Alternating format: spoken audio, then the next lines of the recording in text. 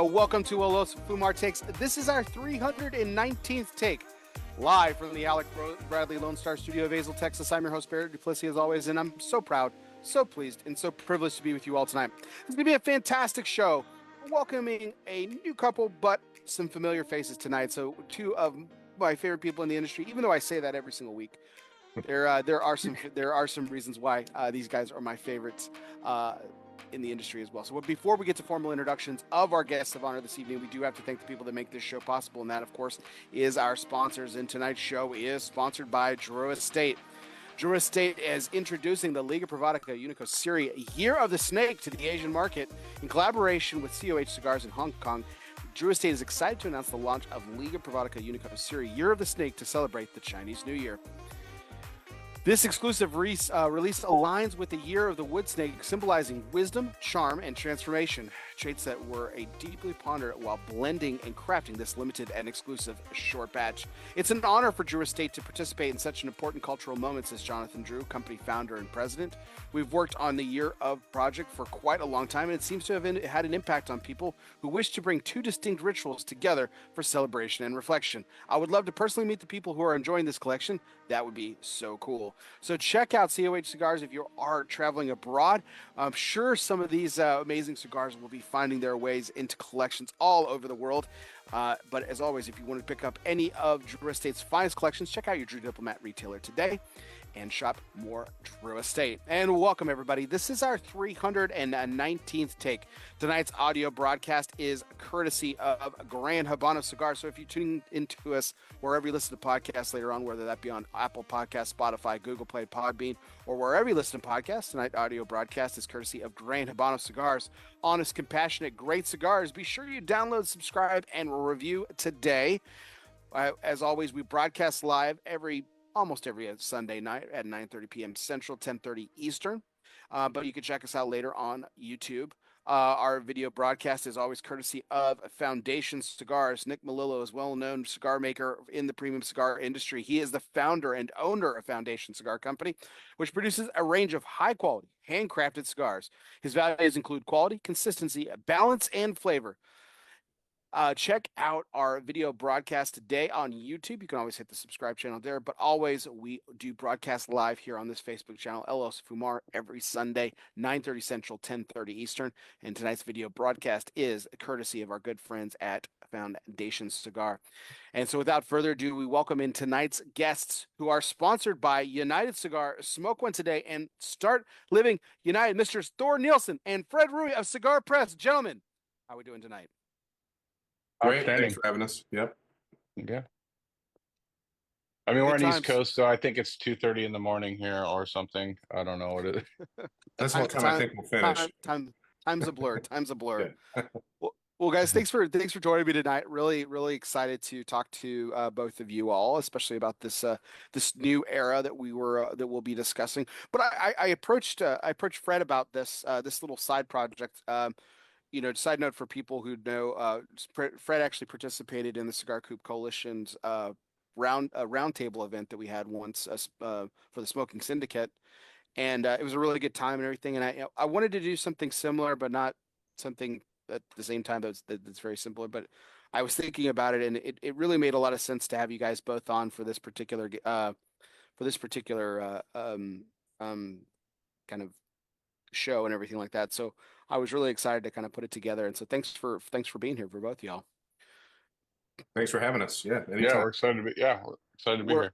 We'll get into just the theme just in here in just a second and what we're smoking and why we're smoking and everything like that here in just a moment. But um, just it also occurred to me that today was Groundhog Day, and I just didn't know if you guys actually caught the actual prediction or if that even matters to y'all.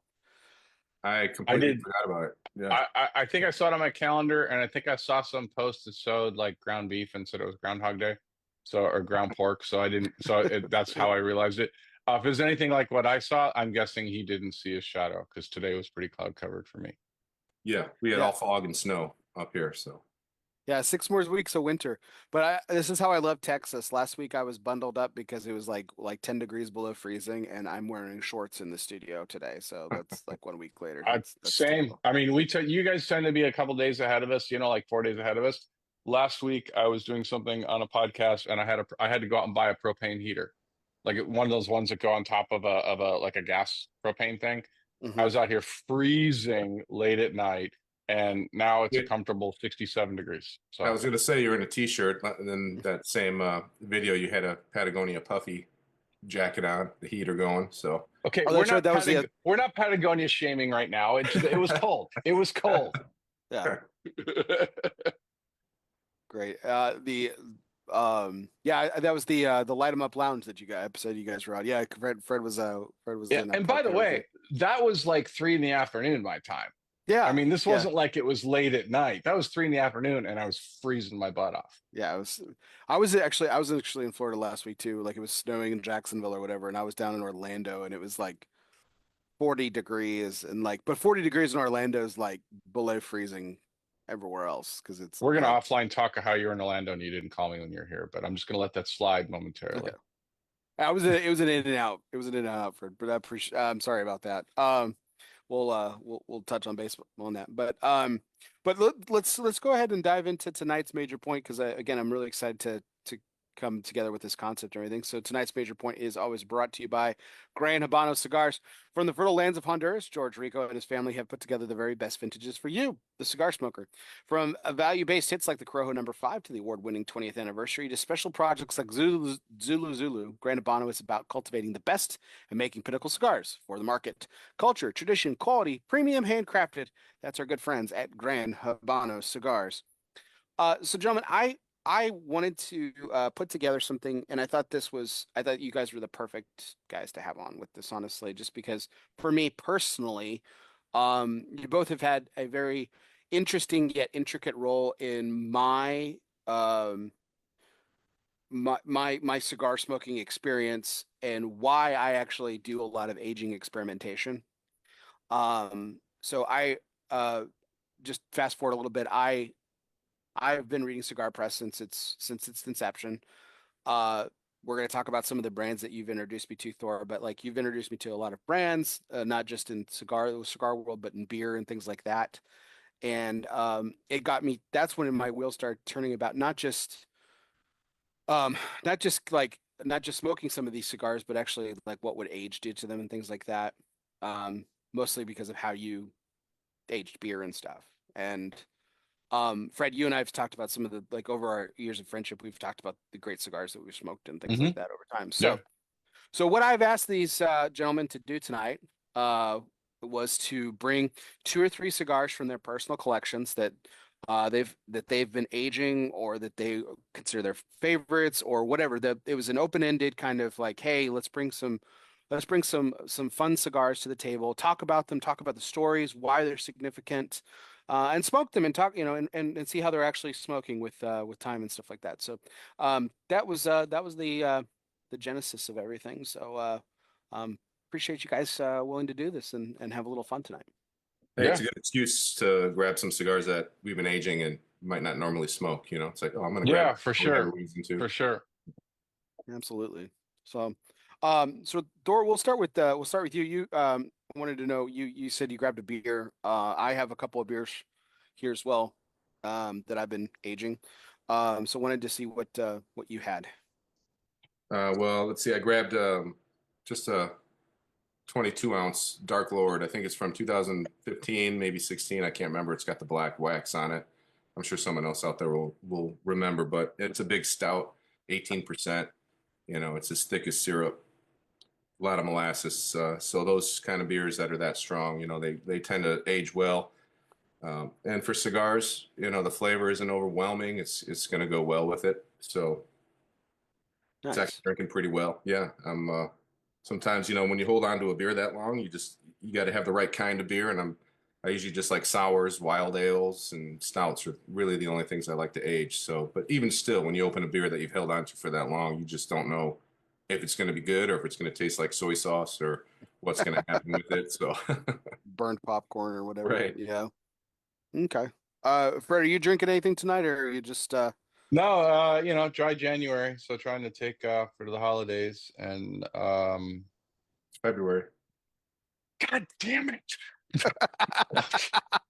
Just kidding. No, I had a single malt earlier that was supposed to be for the show, and then I drank it, and then I'm like, okay, got to make sure I don't have too much of it for the show. So I'm not, I can't, I don't have the palate for the beer and cigar thing. I've tried. I can definitely go the darker route, like Thor's talking about, and pair some cigars on there. But that's just something I've always been kind of a single malt guy, so that's always the pairing that I've gone with. So yeah. Yeah, so I've got a couple of interesting beers that I thought not on the darker side that I thought would be interesting. I've liked this company since its inception. Um it's called the Manhattan Project Beer Company. It's based out of Dallas. I don't know too much of the story, but I've just always liked their labels. It's the Manhattan Project, so they have like a Hoppenheimer and stuff like this. This is their Half-Life, which is a hazy IPA. Um, and then I've also got Turning Point, the True American, which is an American style corn lager.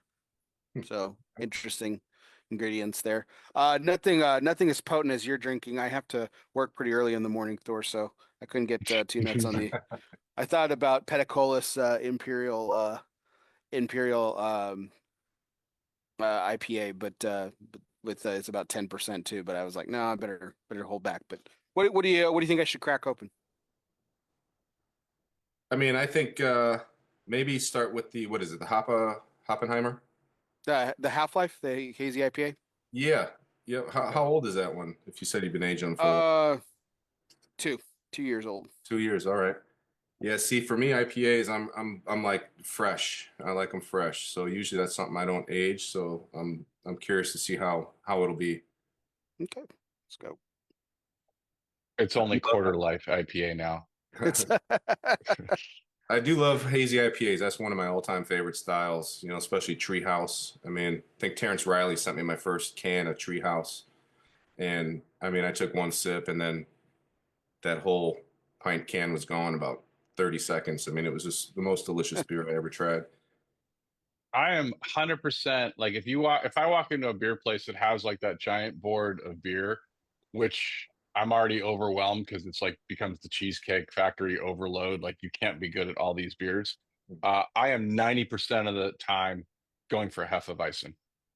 That's just I've had them for since gosh I don't know. Let's see, it would have been 2000.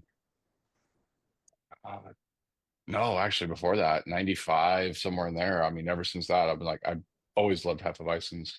Oh, they're so good. Yeah, it's so they're good. refreshing, especially in the summertime. I mean, Mm-hmm. if a Big brewery has a Dortmunder Hefeweizen, Ritterbrau was the first one I had, I think.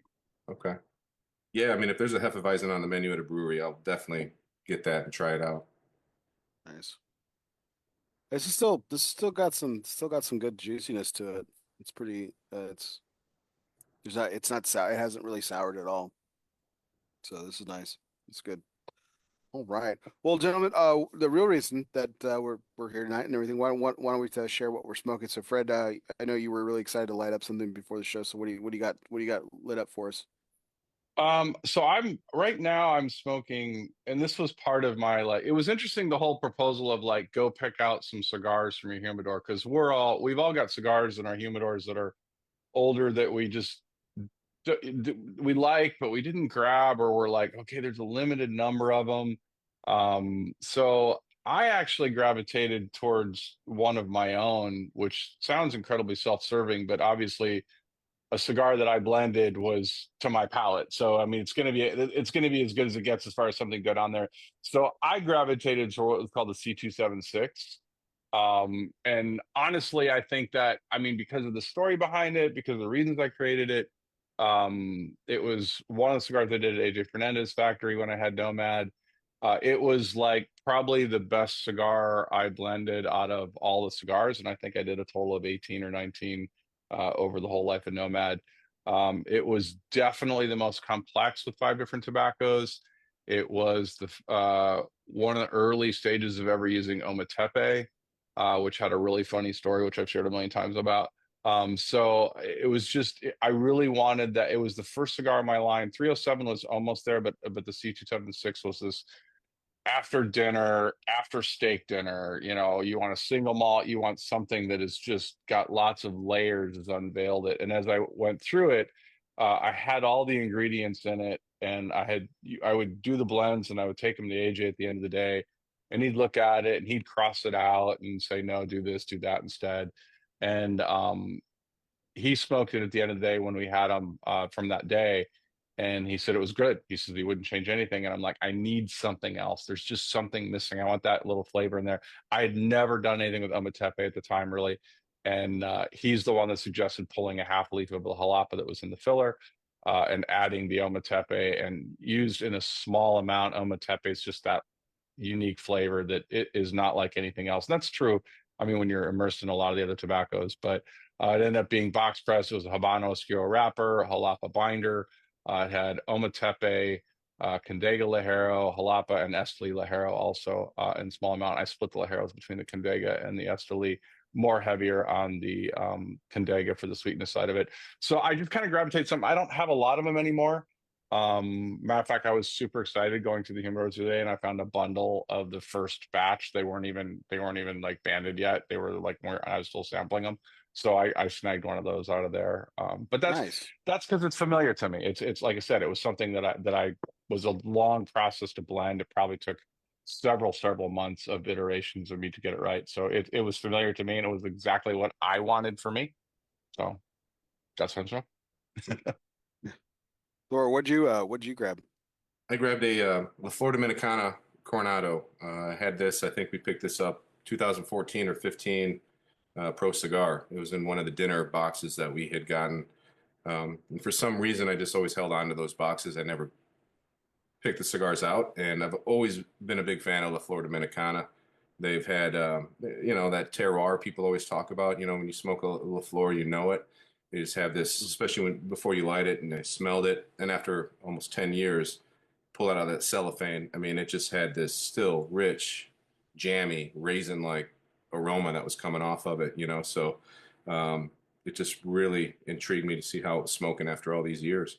And right now, I know that so far it's still giving that full flavored. I don't know about the strength yet. Full bodied though, full strength, big aroma, a lot of spice. So yeah. That's awesome. I actually have La Flor Dominicana here too as well. So Thor, I'll let you pick. I've got a few cigars here. Like they have all got stories and everything I'll share. But I'll give you a choice. I've got a La Flor Dominicana from December of 2019. I've even got the age written on it. I always do that.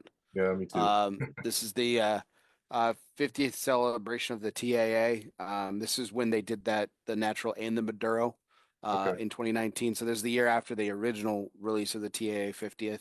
So this is a natural. And then from the same year, a month before, actually, I've got a Perdomo Double H 12-year vintage, and this is the Connecticut. So which one should I light up? I think just going with progression of cigars, I would maybe go with the Perdomo. You know, let's Okay. start more delicate flavors and work the way down. Sounds good. Let's go ahead and do that. And then, so this it's interesting that you grabbed one of your cigars, Fred. So this kind of kicks us off into the some of the places that I wanted to kind of go with this discussion and everything. Um, Nomad. I was first introduced to Nomad cigars by Thor, by way of the magazine. And that So that happened a lot actually with a lot of different brands over the years and everything. Um, so it's really interesting. Like when I first started smoking, like that's what Cigar Aficionado did for me too. But for the most part, like I had already heard of those brands, not necessarily maybe those particular lines or variations within those portfolios, but I had pretty much heard of those cigar makers. When I first started reading Cigar Press, it really introduced me to this boutique world of cigar makers like yourself, Fred, and even AJ for that matter, right? So you mentioned that AJ made that cigar for you. Mhm. Um, and I've heard Thor, I've heard your theory on this, on like why, not your theory, but why, what your kind of design and mission was when you created Cigar Press about, you know, the everyman's magazine. Is that what kind of got you into boutiques, or was it they just kind of by happenstance went hand in hand? I just feel like they honestly didn't get a fair stab at being published. You know, you had to kind of be established back then. And so I kind of wanted to give everybody a chance to get their cigars out there. People that might not have heard about a brand before, they didn't need to have to spend a ton of money on advertising. We just wanted to put it all out there, as many cigars as we could. And a lot of that just happened to be these smaller boutique brands. And especially at that time in about 2007, I mean, these brands were just starting to get hot. Illusion, Tatuaje, Drew Estate. I mean, Foundation, I think Roma Craft, they weren't even out yet. So it was Yeah. kind of just at the tip of that spear to kind of introduce these brands, even though they've been around for a little while at that point. So it was just basically about showing people what else was out there. And that it was really interesting how like that really quickly evolved too for you. Like that wasn't it wasn't because I think very similarly, like when Cigar Aficionado was first published, like the Puente and all these other stuff, this was kind of really introducing them to the masses. They were some of these were very regional, like Padron was a very regional brand and things like that when the boom first started. And it was kind of bringing about, and they kind of just stayed consistent with that. They didn't really kind of bring other folks along for the ride. I mean, eventually, like like Tatuaje and Dion have kind of been put into that mix, but they've kind of stayed with that older guard. Where I thought you kind of with Cigar Press, it kind of really kind of morphed with the times. Like we've I got introduced to Black Label, Nomad, a lot of Ezra Zion, Oh who's yeah. local for me. First Mhm. time I ever heard of them was in Cigar Press magazine, ironically. Yep. So, that I think all those were kind of really, it was a really interesting introduction to some of these. You mentioned Romacraft. The first time I ever heard of Roma was Adrian's with Mike cigars, Adrian cigars, and I read about that in Cigar Press. So, Well, like all these smaller brands that have either gone by the wayside or have evolved into staples. I really kind of learned about them in Cigar Press. So like I, how I, did go ahead, Fred? I You was, were I was gonna gonna say say, I want to mirror that though, as far as Cigar Press being ahead of its time from that and giving a voice to what was good. And this is not meant to bash CA in any way, shape, or form. I mean, obviously they created a market and everything else like that. But there's a period of time there that you can't tell me from 2007 to 2013 or whatever, because I don't know the first year that any boutique really showed up on CA's list, and I'm going to guess it's sometime after 2014, but I could be wrong. But you can't tell me during that time that none of the boutique guys had something worthy of a top 20 on that list. Size didn't matter, advertising budget didn't matter. And I go back to where Thor was at the time, and I even go back to that iconic cover of George and Dion and Jonathan and Pete and Matt Booth. Who am I missing? That's Huber. Huber? John Huber. Yeah, Okay, talk about a prediction of people that none of them, they're all in business, they're all still around, they're Mhm. all still making, they're making ground. So talk about it. What year was that magazine cover, Thor? Oh geez, I mean that's been 15, almost 14? 15, 15. yeah. It was I mean, 15. so I think. and I think. he'd already covered those people. That was just getting them all in the same room for a cover on there. So I mean, to mirror what you're saying earlier, is like giving voice to a whole group that was just not getting a voice, and we all discovered cigars on there. We all discovered brands by reading that magazine. Yeah, It makes me feel good. I mean, that was one of the missions, to let people discover stuff that they might not be able to. So, it's awesome to hear you guys say that. I think it's probably the most I say this with great respect for a lot of the publications, including Cigar Aficionado. I think it's probably the most important cigar cover um in the last 20 years. I Wow. think that I think that's so. fair.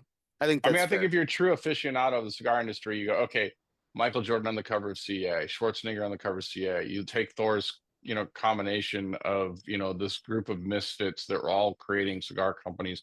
I mean, Hmm. if you come up with five or whatever, or even three, because I can't even think of a fourth one, I agree 100% that was an iconic moment that was captured on the cover of a Yeah. magazine that was really all about the cigars and not about a lot of the other noise that kind of beats that a little bit down or prevents them from getting coverage. And you even wrote about that, Thor. That was an incredible project to put together simply for logistical purposes. Getting them all into one room Oh yeah. for was almost near impossible. Yeah, and it was just one day. I mean, I think Huber, he flew in that morning and he flew out that afternoon. So we really had to crank it out in a short amount of time. So, but it was a lot of fun. And all those guys, I had worked with all of them before.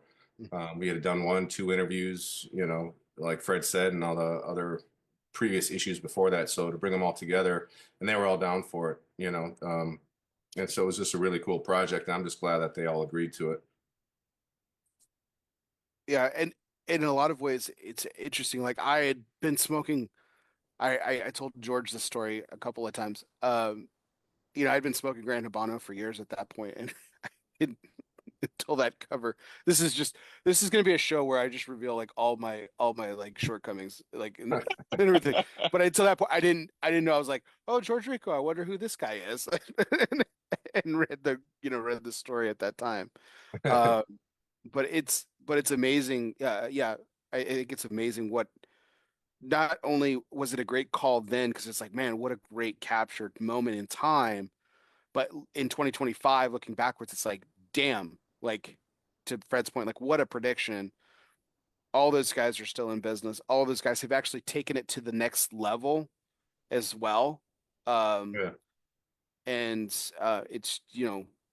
it's just unbelievable what that small contingent has done, which is The odds of putting five guys on a cover, or is it six? Jonathan Drew, I'm keep permitting the count here. The odds of putting that many guys on a cover and having it be right and having, because Thor, it's not like those are the only guys to choose at the time. They're not the only guys making cigars. There are other guys that have been around and other guys that have passed. But the odds of picking that particular group and every single one of them has continued on in the industry is during a boutique boom, by the way, which there were a lot of people kind of entering the market to pick that cover and pick that lineup. I mean, what were the Vegas odds? I mean, right. I always felt bad for George because people would always ask me, he's like the odd man out. Why is he the unusual suspect? He seems like the typical guy, but no, it is not. It was about the mindset, about what these guys wanted to accomplish with their cigars, their individuality, and they all accomplished that. And George's cigars are phenomenal. I mean, there's Yeah. nothing else that tastes like a Gran Habano. Hmm. no, and George, look, just because George is not the guy that's running around doing events and has a limelight, John Huber isn't either, but he's just even more recluse and yet cranking out a ton of great cigars that people Yeah. just don't know who that guy is behind the curtain in a lot of Mhm. ways. But it is no way puts him on any lower level or any different than anybody else. He's just the least recognizable figure. Well, it's funny you mentioned that point because I think it's what's interesting about that photo and those guys that's on there. There's a couple that are like outlandish characters, right? You've got the Jonathan Drew and you've got Matt Booth, and they're just unbelievable personalities. But Yeah. you mentioned John and George, and Dion. These are three guys that like they don't do a lot. They don't do a lot of interviews. You know, I've been privileged to have the opportunity to interview all of them at this point, but it's like they don't do a lot of interviews. They're very, you know, it's very Teddy Roosevelt. You know, like they walk very slothfully, and they carry a mighty amount of knowledge, and like Oh, yeah. I mean, I'm glued whenever I'm talking to them, whether it's formally for an interview or just individually. Like it's you're glued to every syllable because it's you don't know when that gem's coming out, and it's probably going. How good do you need to be when you're not to still be in business and still making a sizable number of cigars when you're not doing events and you're not playing a swag game and you're not, advertising everywhere? Those have to be good cigars, or you wouldn't be in Yeah, this market because the shops are huge now. absolutely, 1000%. So, I mean, yeah, I think it's something that I bring up. I think almost every time that your name comes into conversation, Thor, or Cigar Press in general. I think it's just it's one of those things that's going to just the icon. Did you feel like it was that a turning point not necessarily for you personally, it might have been for you personally, but for Cigar Press in itself, like did it feel like that in the moment, or has it kind of just evolved over time into this very like mystique filled moment? No, I mean, when we were doing it, I think we definitely felt like it was something special. You know, I mean, it was just one day that everybody was there, and we kind of felt like something like that. You know, whatever that star just kind of blew up that day, and we were all able to get together. And I'm glad that it's evolved into what it has been. And to leave that mark in the cigar industry's history is pretty awesome.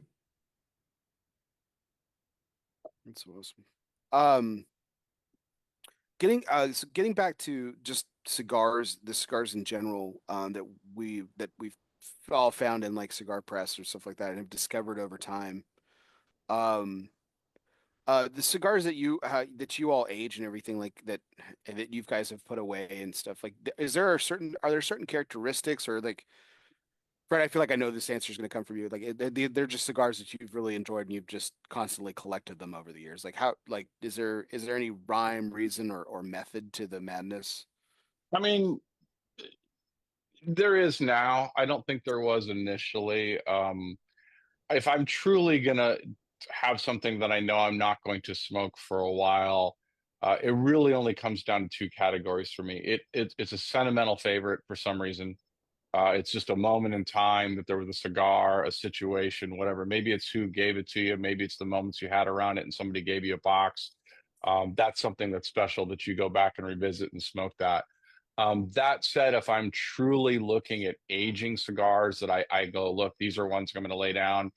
This one's a good example, C276, something that I know that can stand that test of time. Because I don't believe any, and look, there's a million people that are have way better palates than me that can disagree. I have trouble long-term aging anything that's under a medium to medium plus and above. Long-term meaning we're talking about 8 to 10 years.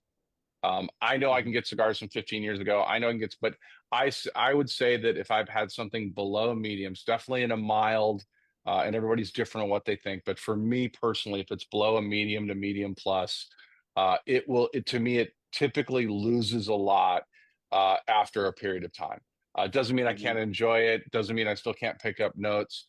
I think if you want something, either do the amount of oils in it and everything else. I find that the fuller bodies tend to mellow out a little bit and meld, but you can still get a lot out of it. But if the base of the blend had too many mild tobaccos in it, which at the time are very well balanced, when you lose those, they're not inert, but when they go down, it's like when people say, "Hey, look, I'm using a 20-year-old tobacco." That's great, but I mean, it's cool for marketing. But let's be honest. I mean, a 20-year-old tobacco, even stored properly, is going to have some challenges, particularly on the milder side. So my rules now are either it's something sentimental that someone gave me or gave me a handful of them and I want to smoke them just to revisit or remember, or it has to be a fuller bodied stick for me to truly lay it down and go, I'm going to revisit this years from now. And the ones that I can say that I've had that have been aged, I just had the original Los Calaveras box, and those are about 10 years now, and revisited them. Still great cigars. Got some Yeah. LFDs, 10 years old, still great cigars. I've got cigars that Eladio gave me that were definitely full body, still great cigars. On the milder ones, they tend to lose a lot. They may still be good for nostalgia, but they're not the creaminess and stuff that I had initially. Yeah, speaking of La Flor Dominicana, Thor, I have some DL 700s from April, a specific box from April of 2010, where I just smoked one for my recent son's birth, and like it's a natural, right? So you think like, okay, like it's going to have some of that fallout that Fred's talking about, but there's something with La Flor's full bodied, formula that they have. Like it's really mellowed out. A lot of the spice is still there, but that kind of dark fruit that you're talking about, that jamminess is still really present in it. God, it's so good. Yeah. It's No, so that's good at incredible. 15 years later. Right. I know. And it's funny because a lot of times now, I mean, I have cigars. Fred and I have talked about this, and they're pushing 20 years old now, and they're just starting to fall off, some of those flavors. And um, but yeah, for the most part, like for me, when I pick cigars to age, they mostly have to, I think, stand the test of time as far as the tobaccos that are used in it. I mean, it has to have that full flavored, full strength, full body, because that does diminish pretty after a few years. But I'm surprised after aging so many cigars for so long, and we have so many cigars that, we just can't smoke them all. So we'll come back, and I'm surprised even some of the Connecticut or lighter bodied cigars, they still offer a ton of flavor, and the aroma that comes off of them are still fantastic. So you never know. I mean, it's kind of just a gamble. But if you have enough cigars to be able to do that, then it's, Yeah, that's true. I think there are definitely some I would say stereotypical ones, or people that like kind of are known among smokers to have not they not that they're poor cigars, but they lose a lot of their luster as age goes on. Liga Privada is one of them. It's kind of a pretty well-known truth that, like, hey, they blend those to be smoked, pretty quickly. They don't want you to sit them down and everything. The other one is Padron, in some cases where they don't particularly age.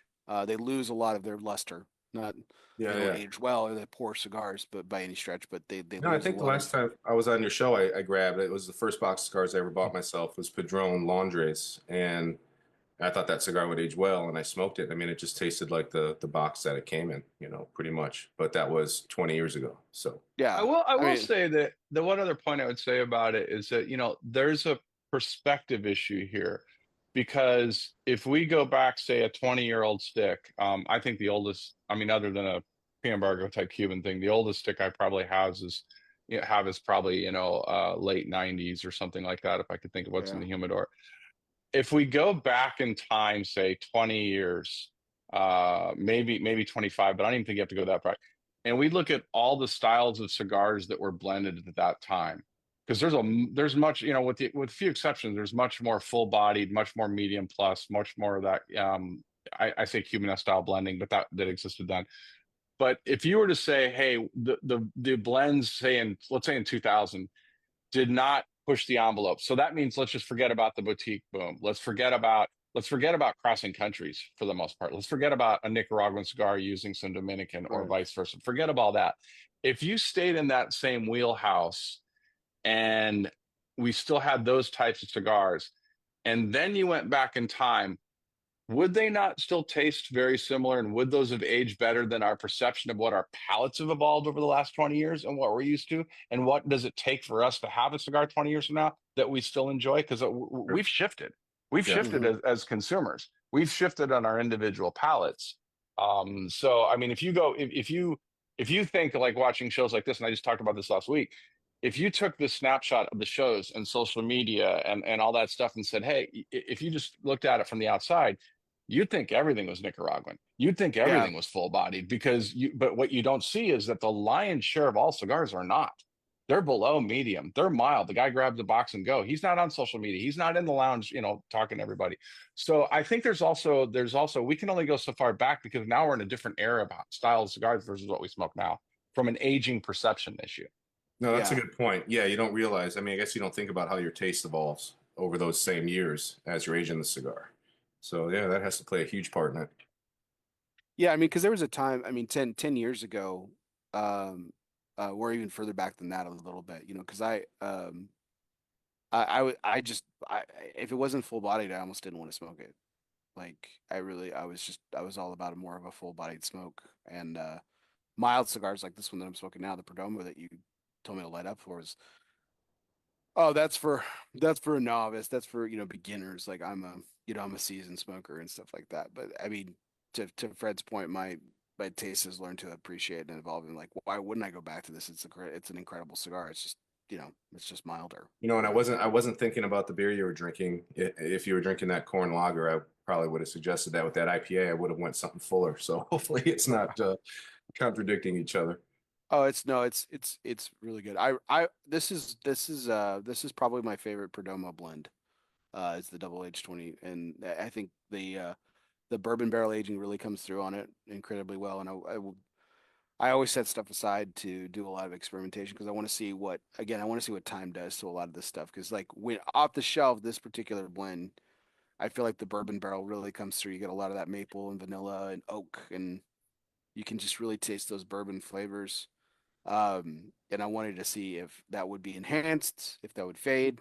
And I mean, to me, it feels like the sweetness has kind of faded and the woodiness is kind of coming through a little bit more, on with some age on this. Not in a bad way. I'm loving it. Yeah. It's great pick. So thank you.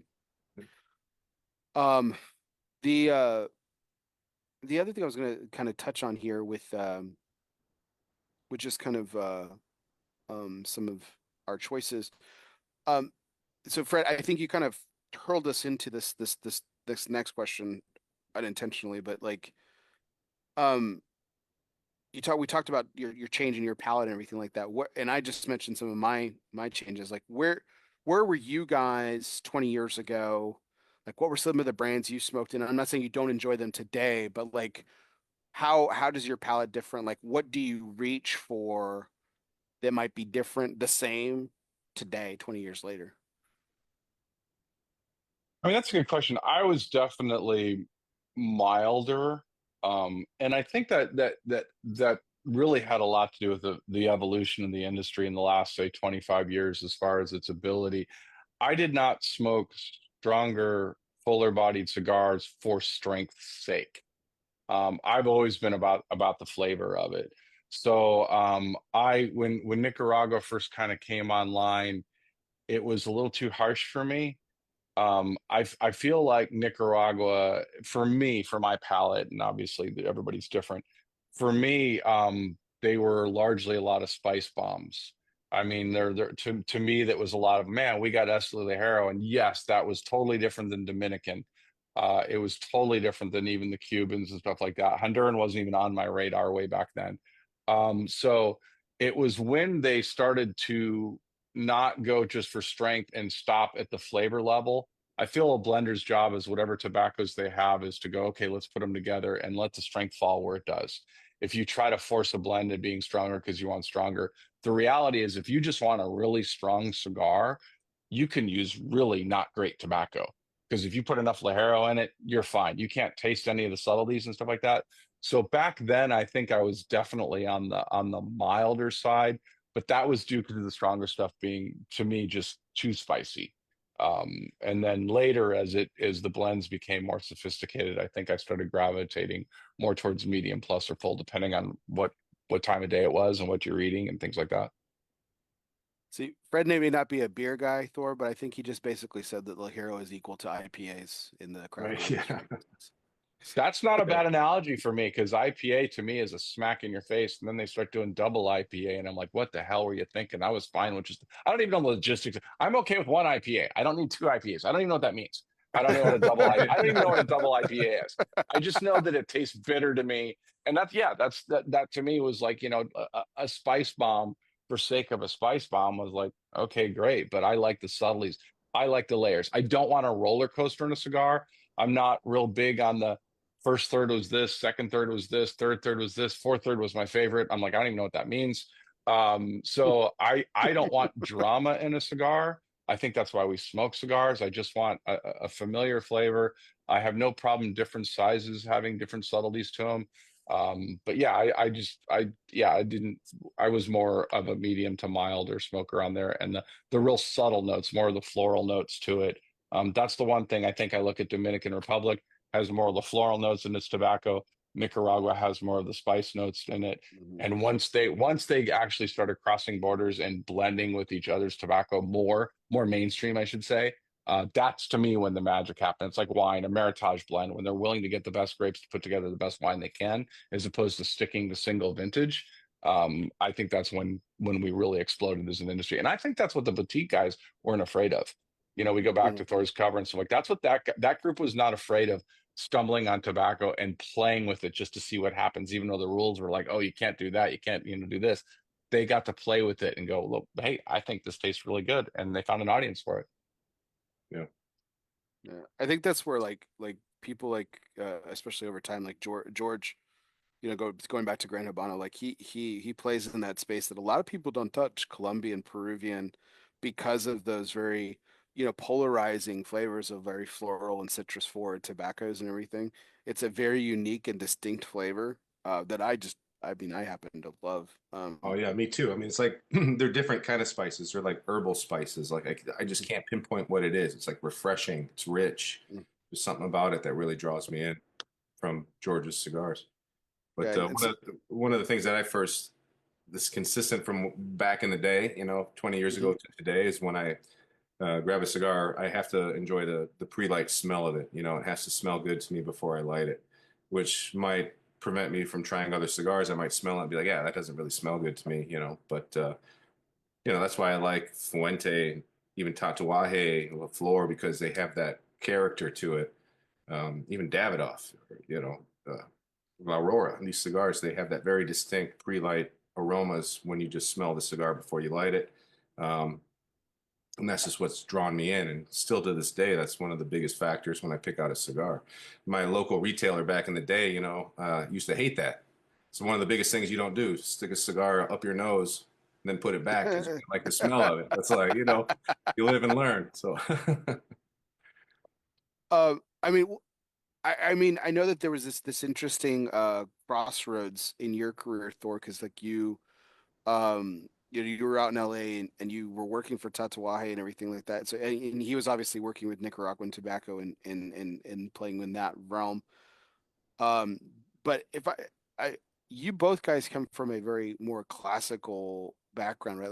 Like more, I would say more Dominican, like back like that. Those were kind of the place that you came from, the Fuentes, La Flor, La Aurora. That's kind of the world that you guys kind of grew up your palates in. Am I misremembering? I mean, please correct me. No, You that's know, true for me. I mean, that's yeah, definitely true for me. yeah. Yeah, I mean Nicaragua, especially when I first started smoking cigars, it wasn't really, you know, even around. I mean, it wasn't on your in your thoughts as far as where cigars came from, as opposed to today, you know, where that's on most people's minds. yeah.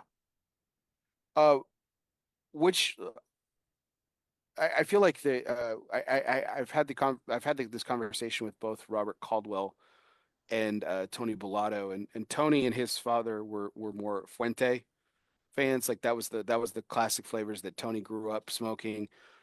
Caldwell was more of the Davidoff strain. And I think those are two very distinct paths of Dominican you know, cigar making.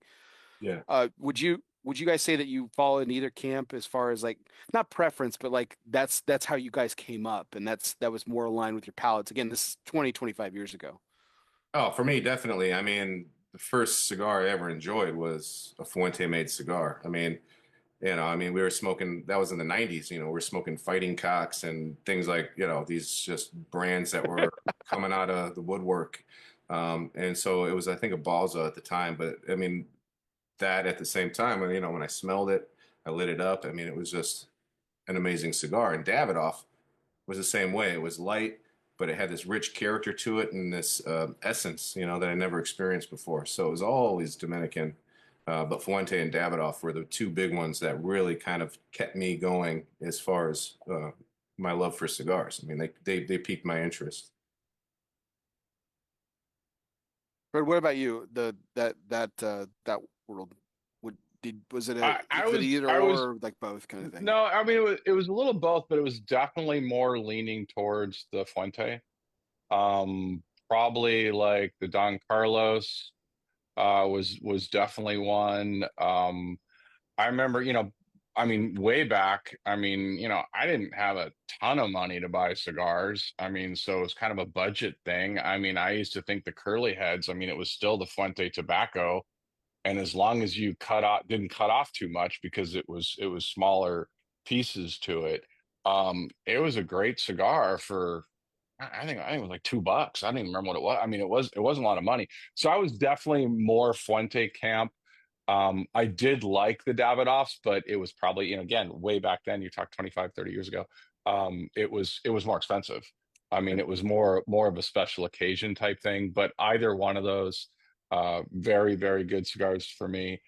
Someone had introduced me to La Aurora, and I thought that was good. I think the reason I end up with more of the Fuente is even back then, Fuente was pushing beyond the mild. What I still consider to be closer to a medium cigar, and that was just more in my wheelhouse, I think, than some of the Davidoffs were. Davidoff for the longest time to me, I mean, despite the number of blends they had, I always felt like there was this Davidoff mold of what everything had to fit in their portfolio, regardless of what the line was, regardless of what their blend was. I always felt like they didn't want to go outside this box. They didn't want it to be too strong. And I always felt like if it got too strong, it's like that was not going to go into production, that it had to be more in this wheelhouse. So I was definitely more of the Fuente camp because I found more variety, I think, in some of that portfolio at the time. Yeah, I go back to when I first started smoking cigars, and I talked to I really remember when I started really branching out and really finding out like what my palate was and what I did. Man, I smoked a ton of just awful cigars. I mean, this wasn't boom area bad because I wasn't, I was, I was late teens in, the late '90s, early 2000s. So that's when I started smoking, obviously, when I turned 18. But like but it was still like I would say like reflectively, it was probably like post boom like leftovers maybe. I just smoked a lot of bad stuff, like Thor talked about like the fighting cocks and stuff like that. And I remember that brand. And I did smoke that. I don't really have any memory to it, but obviously that's probably because it wasn't memorable. Right, exactly. Uh, Yeah. but and y'all don't have to name names, and I'm not trying to make any, make anybody feel bad. But like, what were some of? And I imagine Thor, not Thor, Fred. I imagine this was probably when you were doing a lot of blending. You were probably experimenting in some bad stuff, like, but what were some of like the more less pleasant experiences that you had with smoking cigars back then? So I had one where it wasn't back quite that far, but I was smoking a cigar that somebody gave me, and we were sitting on a sidewalk, and it was arguably probably one of the five worst cigars I've ever had. I mean, we have it as cigar smokers now a luxury that, yeah, you can walk into a humidor, in any decent sized humidor. They're all good cigars. I'm not saying there's not cigars that aren't for you or outside your wheelhouse of what you want, but generally we've come a long way since back then when there were just a lot of bad cigars. And I remember smoking a cigar, and I can count on one hand how many cigars I like just outright didn't finish for the most part. I try to give everyone their due and see if it changes. And I was maybe an inch into it, and I'm like, this is absolutely unsmokable. And the guys that were with me were just like, well, it can't be that bad. I'm like, no, this is really bad. Like, you had to intentionally blend for something that's bad. I don't even know what they did. So I remember there was like a curb across this little like street there, and I threw it into the curb median there. I didn't even put it in the ashtray. And I went inside, got another cigar, and I came out and smoked it. Was smoking that. And this homeless dude came by, and he was picking up like cigar butts because everybody was throwing them out there. And he picked up mine, which was still lit, and he took a drag off of it, and he's like, "Oh my God." And he threw it on the ground. I'm like, see, Oh, that's how bad that that's cigar how was. bad that was. The homeless guy did not want that cigar. So That's pretty epic. Thor, what about you smoked I mean, you smoked a lot, and like while you gave us the introduction to a lot of boutique cigars, and boutiques gave us a lot of that Adventureland feel that no that Fred was talking about, with not being afraid to blur the lines and play with different tobaccos and stuff like that. there was probably, I mean, I won't say bad, but there's probably a lot of funky stuff that just didn't hit for you during those or formative years of Cigar Press and stuff. You know, I think I was just lucky at that time because there was just so many good things that were coming out. You know, I didn't really pay attention. I mean, I kind of just I wanted to try everything, and I focused on things that I enjoyed. I think Viaje, you know, even Abe Flores, you know, they were coming out with great stuff too. So there weren't anything that really just, I mean, the only thing are cigars that just wouldn't burn, you know, for whatever reason. You have to just light them and light them and light them. And that would be it. But Hmm. um, no, I mean, I can't even really honestly think of anything that was nasty or something that would, you know, put me off back then.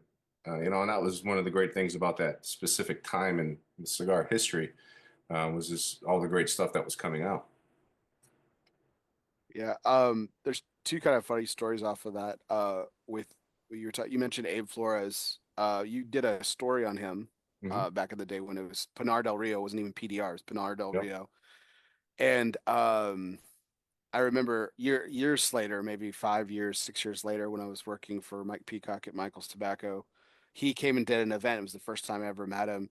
And, I asked him all these questions, and it was all that stuff that I had learned from that interview that you did with him, like how he was a cellist and things like Oh yeah. that. And um and he was honestly a little freaked out about it. He's like, "How do you know all this stuff about us?" Yeah. I was like, "You did an interview with Thor at Cigar Press years ago." He's like, "That was a long time ago." I was like, "Yeah, man, I just remembered, Yeah. and actually, Pinar del Rio is the first brand I asked for when I walked into Michael's for the very first time when I met Tracy Spence for the very first time. I said, "Hey, do you have any Pinar del Rios?" Ah, no kidding. Yeah. Yeah.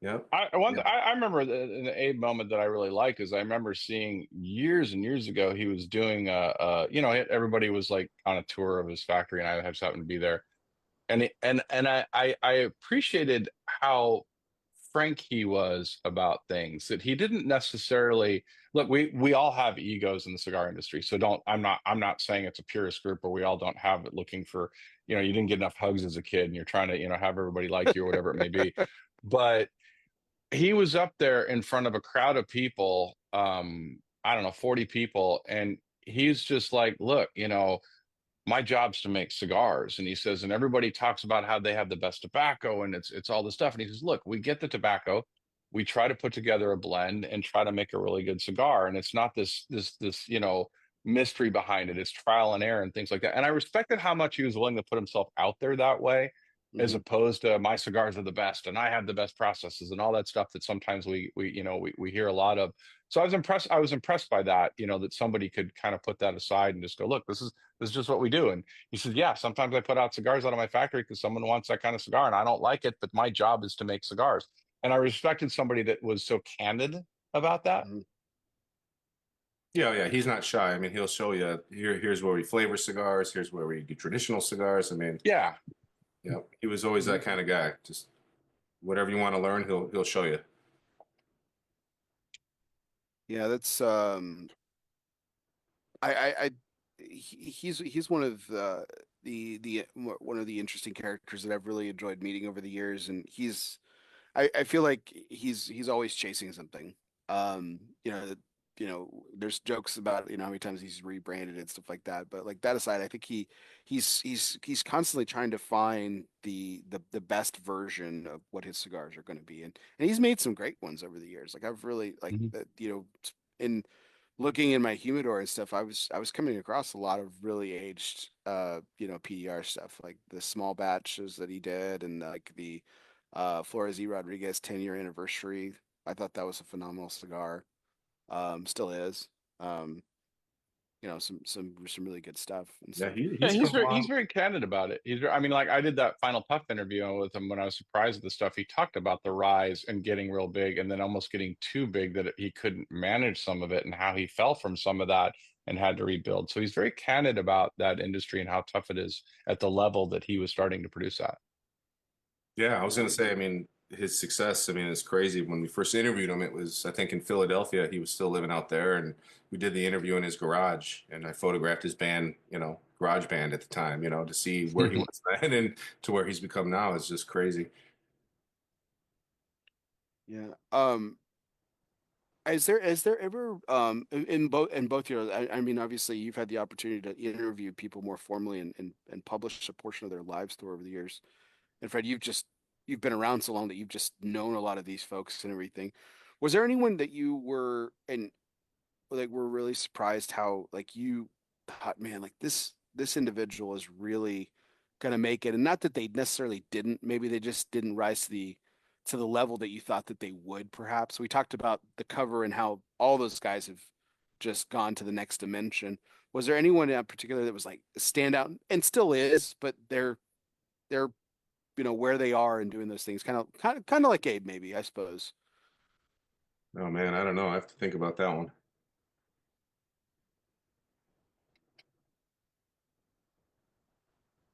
Fred, does anyone come to Yeah. mind? No, I mean that's a tough one because you see it backwards, so it's tough to go back in time and analyze it at the purest form. I don't know. That's a great question. Um, some people are. I think the people that got into it. You don't go into the cigar making because you want to make $1 million. You don't go into the cigar making because you want to be famous and you want to be, seen everywhere. The ones that were just passionate about it, the process and like the art form of it, those were people, early stages of, James at Black Label and Angela. I think that they were going in for the right reasons and creating product, and also unwavering in what they wanted out of a product. They didn't sacrifice their vision for what would be. Because if you look at Black Label's portfolio, it's not necessarily in every person's cigar. It has a very distinct flavor. I like a lot of their cigars.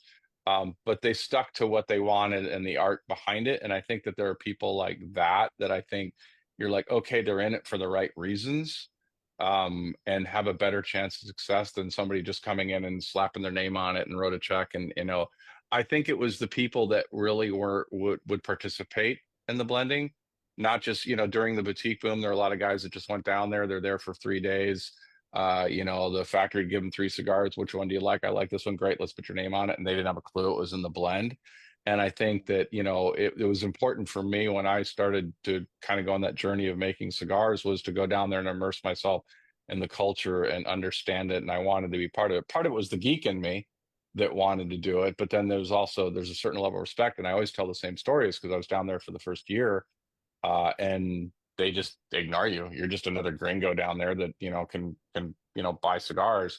And after about a year of them seeing me in the field and asking a lot of questions and trying lots of different things, it's like they all called each other one day and they're just like, "Hey, man, he's okay. He seems to be." There's history there, and I've talked about people coming in the industry, and I've said this line because of a thing, something came up a couple of years ago with somebody that was kind of going off the rails, and I said, "Look, you can be disruptive in our industry. It doesn't mean be disrespectful. Don't forget about the tradition that is behind cigars and the culture that's behind the cigars and the people that got you there. Go ahead, go in, make your own, agenda or whatever it is, but and come up with your own creations. But don't. It's an art first. I used to have a thing in DR at the sign in the factory is like, when you were going from where the tobacco arrives from there, it's like, this is where the science stops and this is where the art begins. The science is growing. The science is 100% growing. That is not, I mean, you can say it's loosely an art form, but that is science. That is soil. That is water. That is conditions. That is how you're going to do it. When it all comes in there and you're going to start blending, that's where the art starts. And the people that were more concerned with the art and not just turning out cigars to have their name on it and get to do interviews, those were the people that had a better chance of success, because it will never go according to your plan. It will never, whatever, everything I thought would be easy was hard, and everything that was easy was, was hard, ended up being easy. So, I mean, the one, if you're in it for the right reasons, those are the people that were successful, and their attention to detail. You take somebody like Dion that has an unwavering attention to detail and not sacrificing. those are people that I think ended up being successful. And that's why, It's palate too. again, yeah, you got to have the palate, and you got to be willing to experiment. And you got to be able to, you don't blend by committee, you blend to what your idea is, and then you find a tribe for that. Yeah. It's interesting you mentioned James and Angela.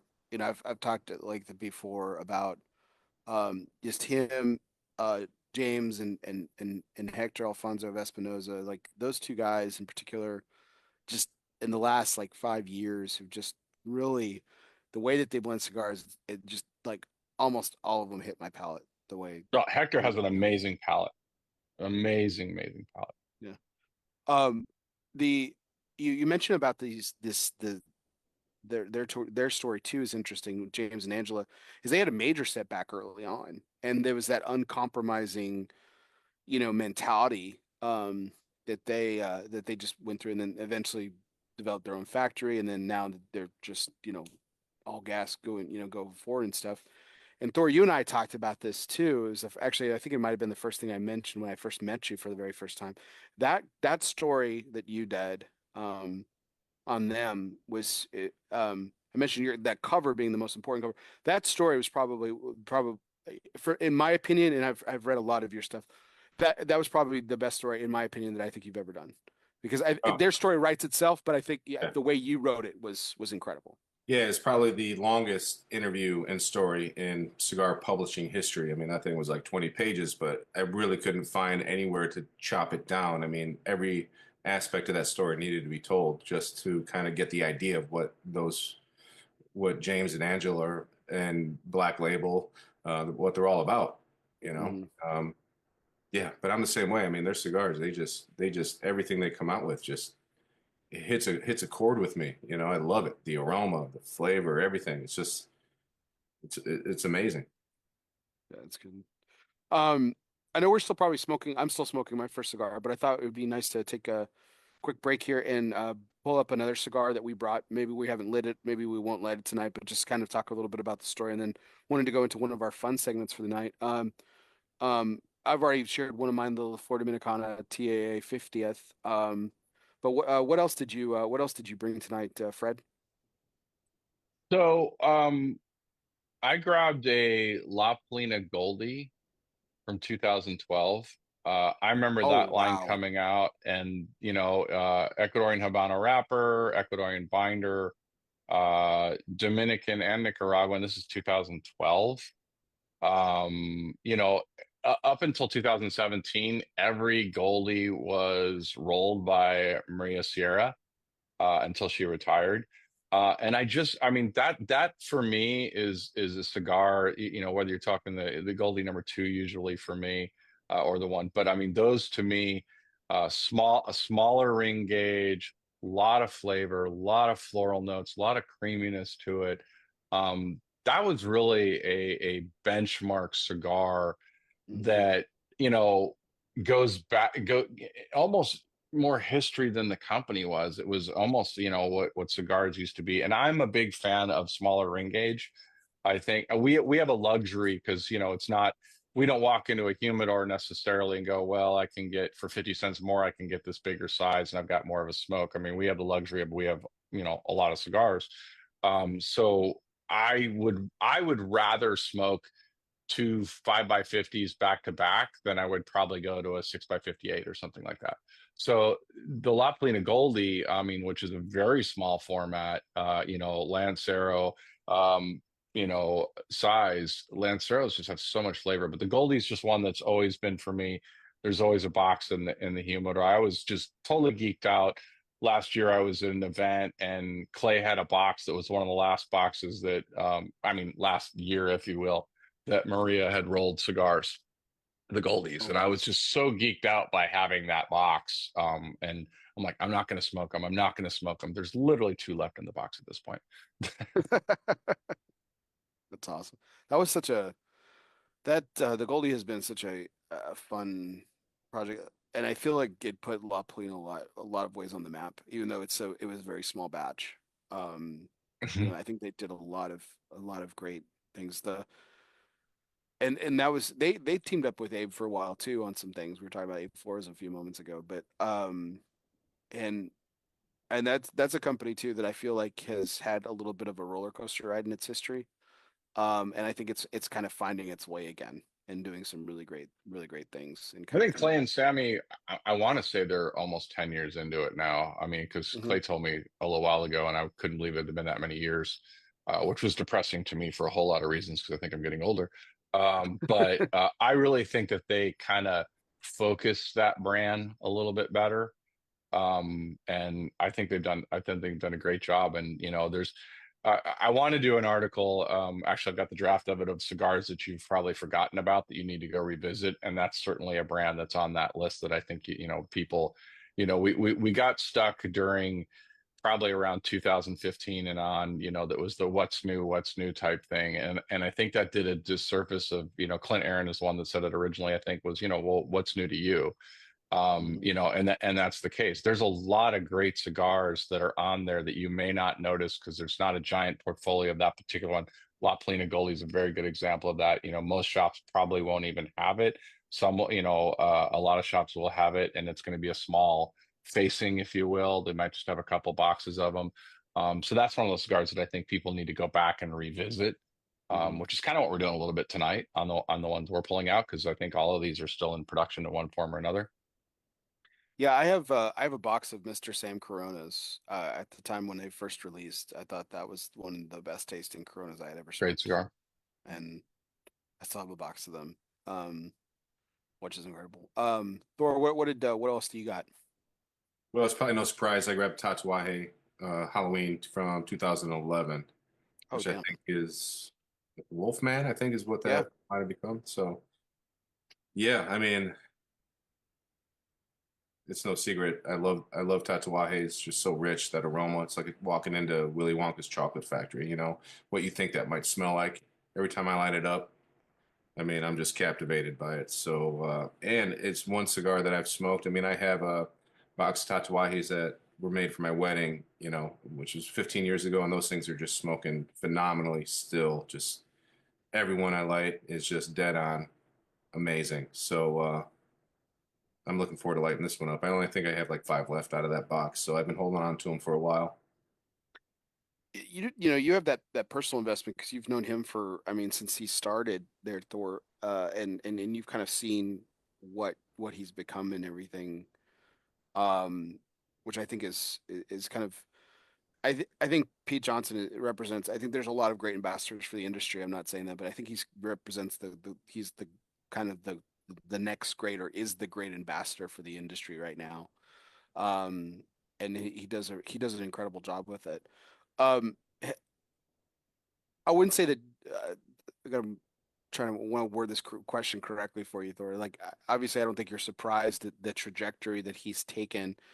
Um, but has there been anything about his and Tatuaje's brand as a whole, in its rise, uh, um, that it kind of captures your attention, or like you remember, like, hey, that was a really unique moment in the industry that he captured specifically along the way, because you've kind of been there from the very beginning, and you've kind of ridden the whole Yeah, I mean, I think and it was his cigars that brought me to him. It wasn't me working for him that brought me to the cigars. I mean, he was still working at Grand Havana Room at the time, and I just never left. Offered me a job helping him out at one of the trade shows. Same thing, I just never left.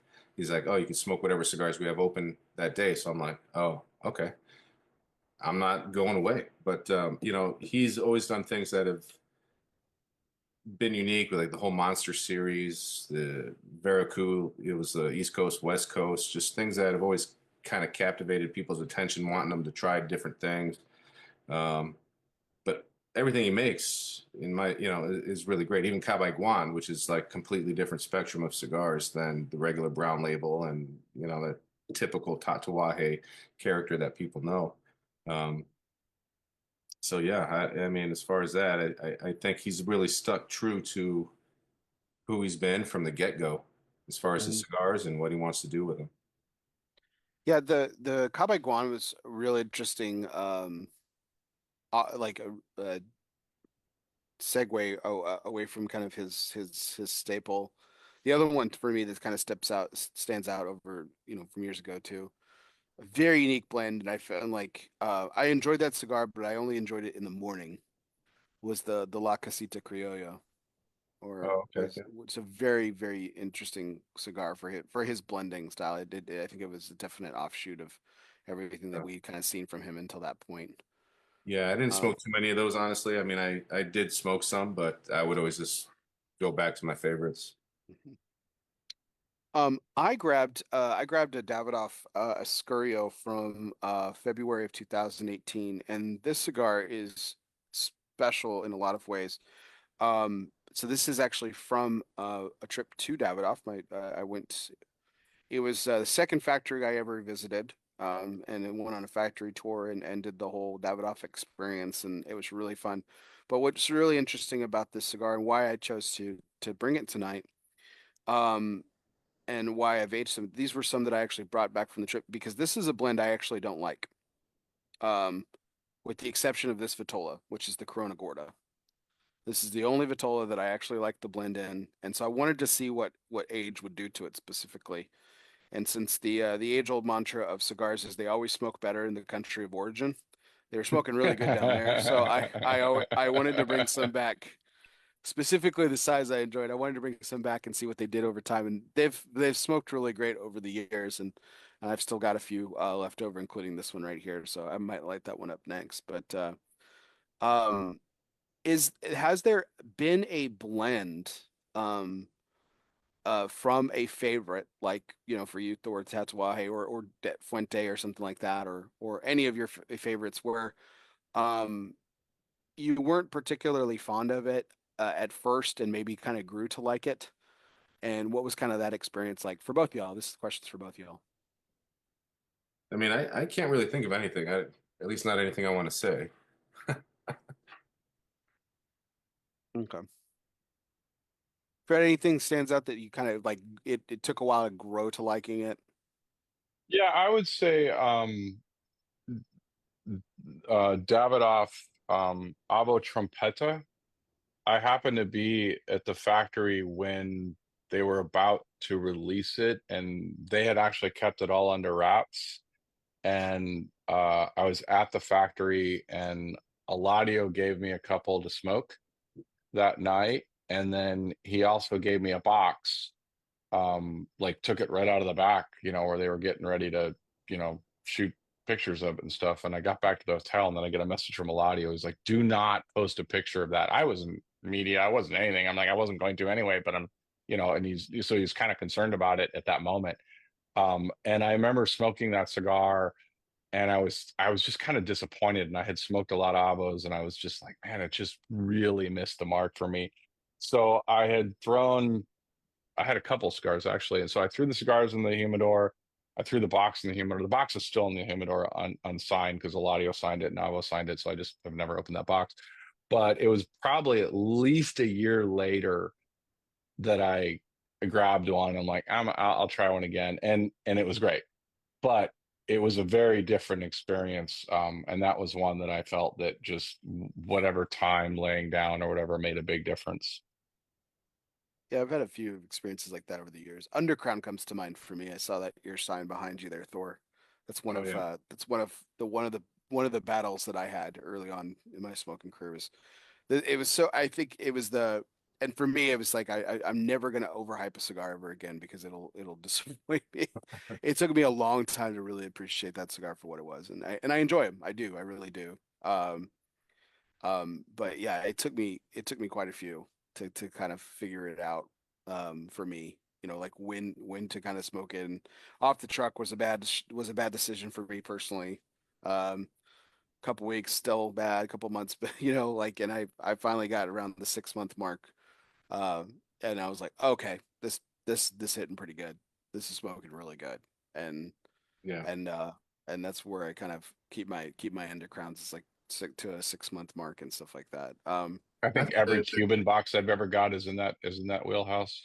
yeah. They're only good after but there's no aging there. They don't have an aging. I mean, they don't age their cigars. So Yeah. Yeah.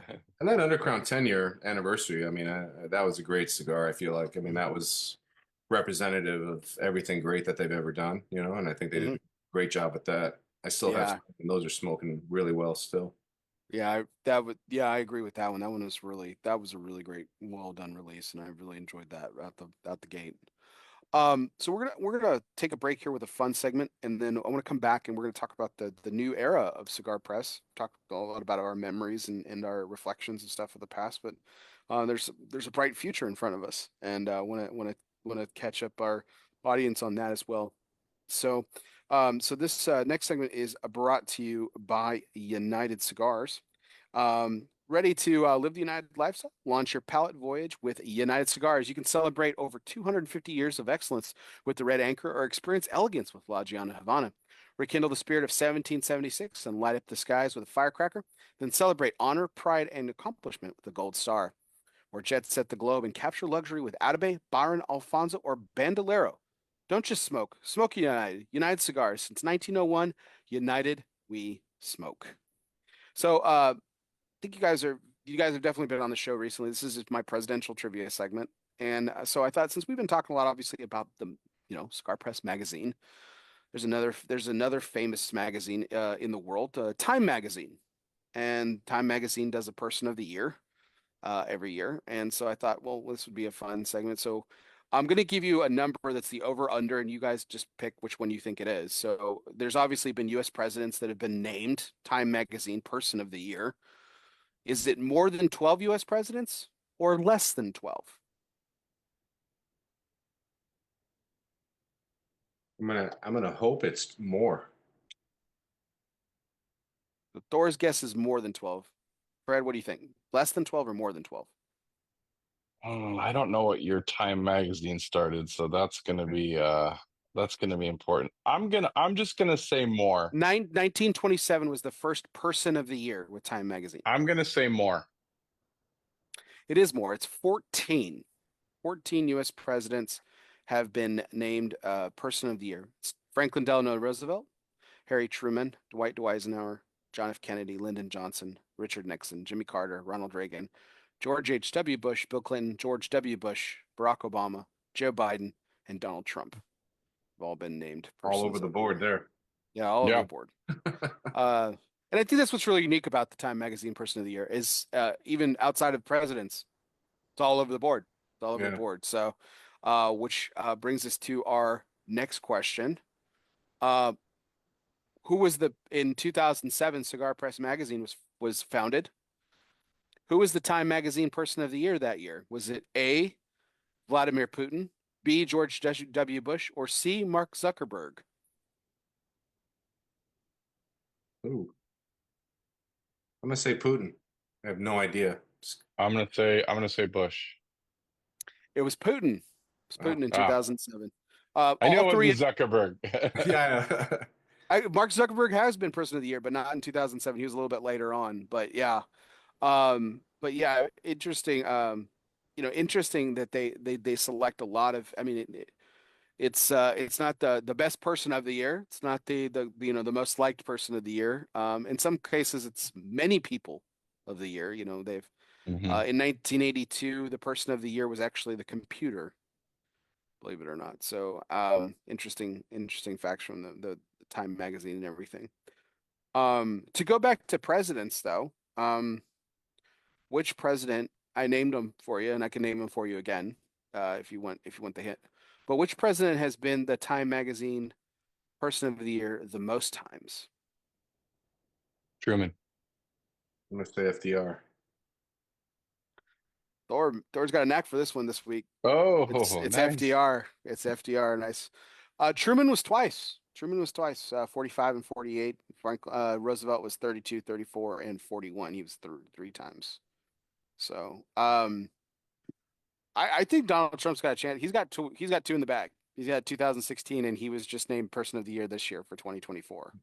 So I think he's got a shot at of tying Roosevelt's record. I think I think that there's a good chance there for him. So, well, awesome. Well, that was our United Cigar Presidential Trivia segment. Ready to live the United lifestyle? Launch your palate voyage with United Cigars. You can celebrate over 250 years of excellence with Red Anchor or experience elegance with La Giana Havana.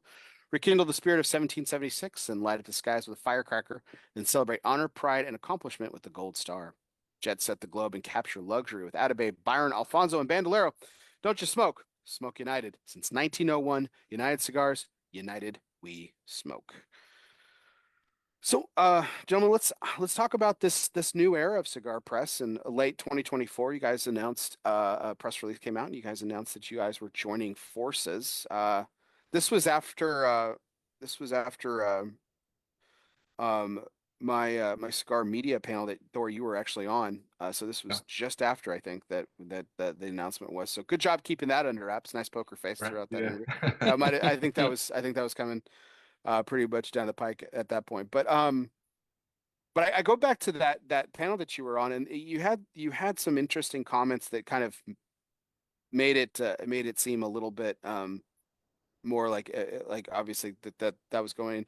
And you talked a lot about online presence versus print publication, obviously, and that was a topic that night. There was a question that I brought to the table, and it just kind of aligned, I think, with what you were probably already thinking. You know, as you formed the publication in 2007 and kind of saw the online world take over this world of cigars and everything, what challenge did that ultimately pose? Because I thought you had a great online presence to begin with, but I mean, it was nowhere near the glory that was actually the In My Hand magazine that you published. But what kind of challenges did you experience over the first, this first era of Cigar Press? Yeah, I mean, I definitely think, I mean, because social media was just coming out basically. What do you have? MySpace back in 2007, that was it. I don't even think Facebook was out at that point, and we're just getting started. So it wasn't really there. I kind of felt like we were the last stronghold, and I'm a stubborn kind of person. So I'm like, yeah, I'm just going to stick to this and just going to have this splash page of a website.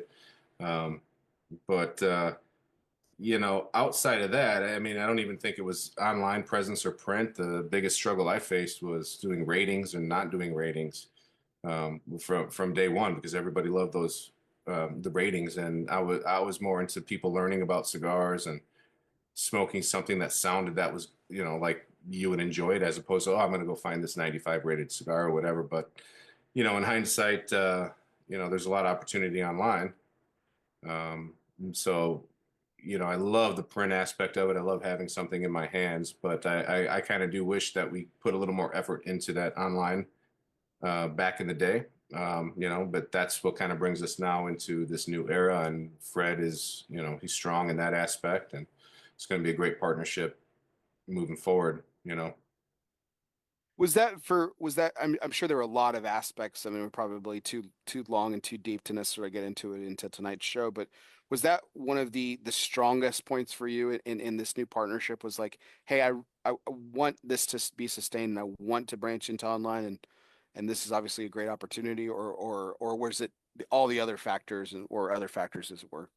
Yeah, no, I mean, it was definitely about, having more of an online presence, and also having somebody that I've known for a long time who's just as, passionate about cigars as I am, to come on board and be a partner with me, and not have to do it alone anymore, because I've done it by myself, everything by myself for so long. So to have somebody come on like Fred, who's so knowledgeable, and a lot smarter in different aspects than I am, kind of help bring us into this new era of Cigar Press. Fred, with hindsight being 2020, I think the for me your production of the final puff was in a lot of ways, I think, and how much respect and love I have for what you did at Nomad, but like I think that was one of the shining stars of your career. I mean, was that kind of was it an aha moment? Like, hey, I'm like, this is a direction I want to get into this media piece. I think I have a knack for it, or is this something that's just kind of been in the back of your mind for a while? I mean, where did the itch come from? No, it's interesting. So, I mean, honestly, the media side wasn't on my radar, especially back then. It's this constant thing for me, and particularly, look, before Nomad, I was a cigar smoker. I love smoking cigars. I'm still a geek first and foremost. If somebody comes out with a new cigar, I want to try it regardless of my role. Nomad was my journey of just, I think Avo convinced me to go make a cigar. And I'm like, the last thing we need is another cigar.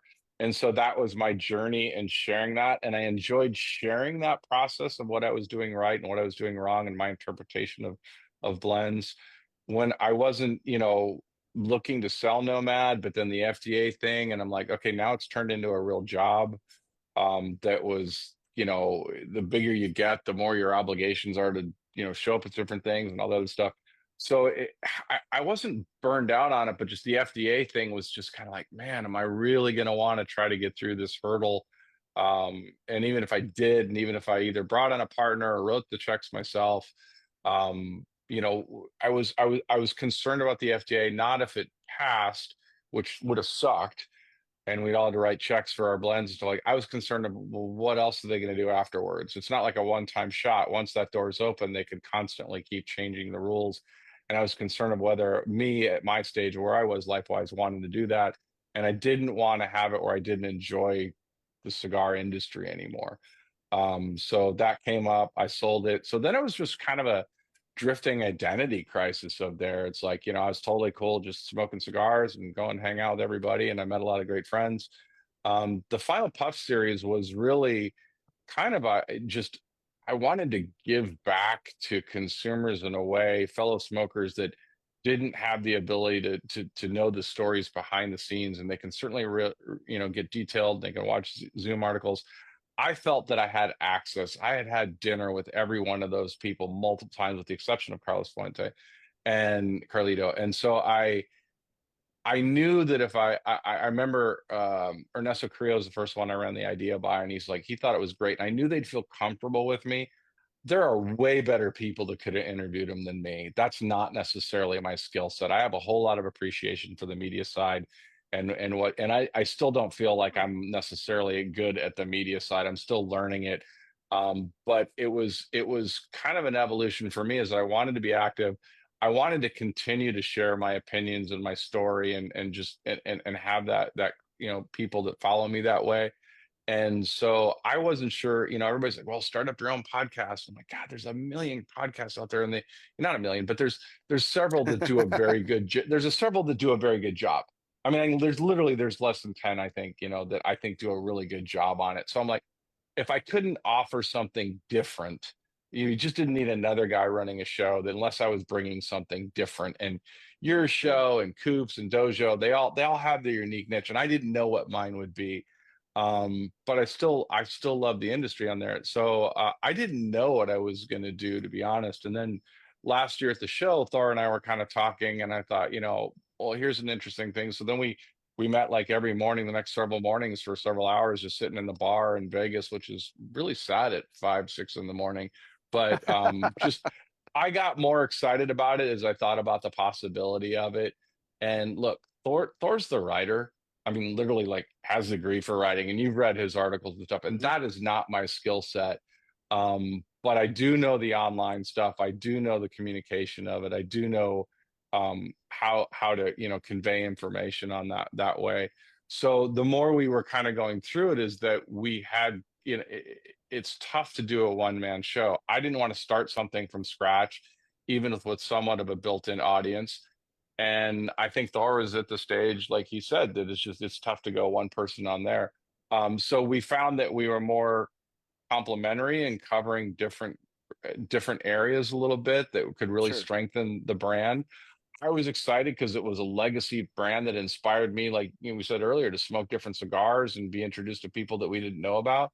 So to be part of that, and the online aspect of it is a catch 22. I don't think anything replaces a magazine. I like having a magazine and going through it, but the reality is that it's great for deep dive articles that Thor can write and has the ability to write that I don't.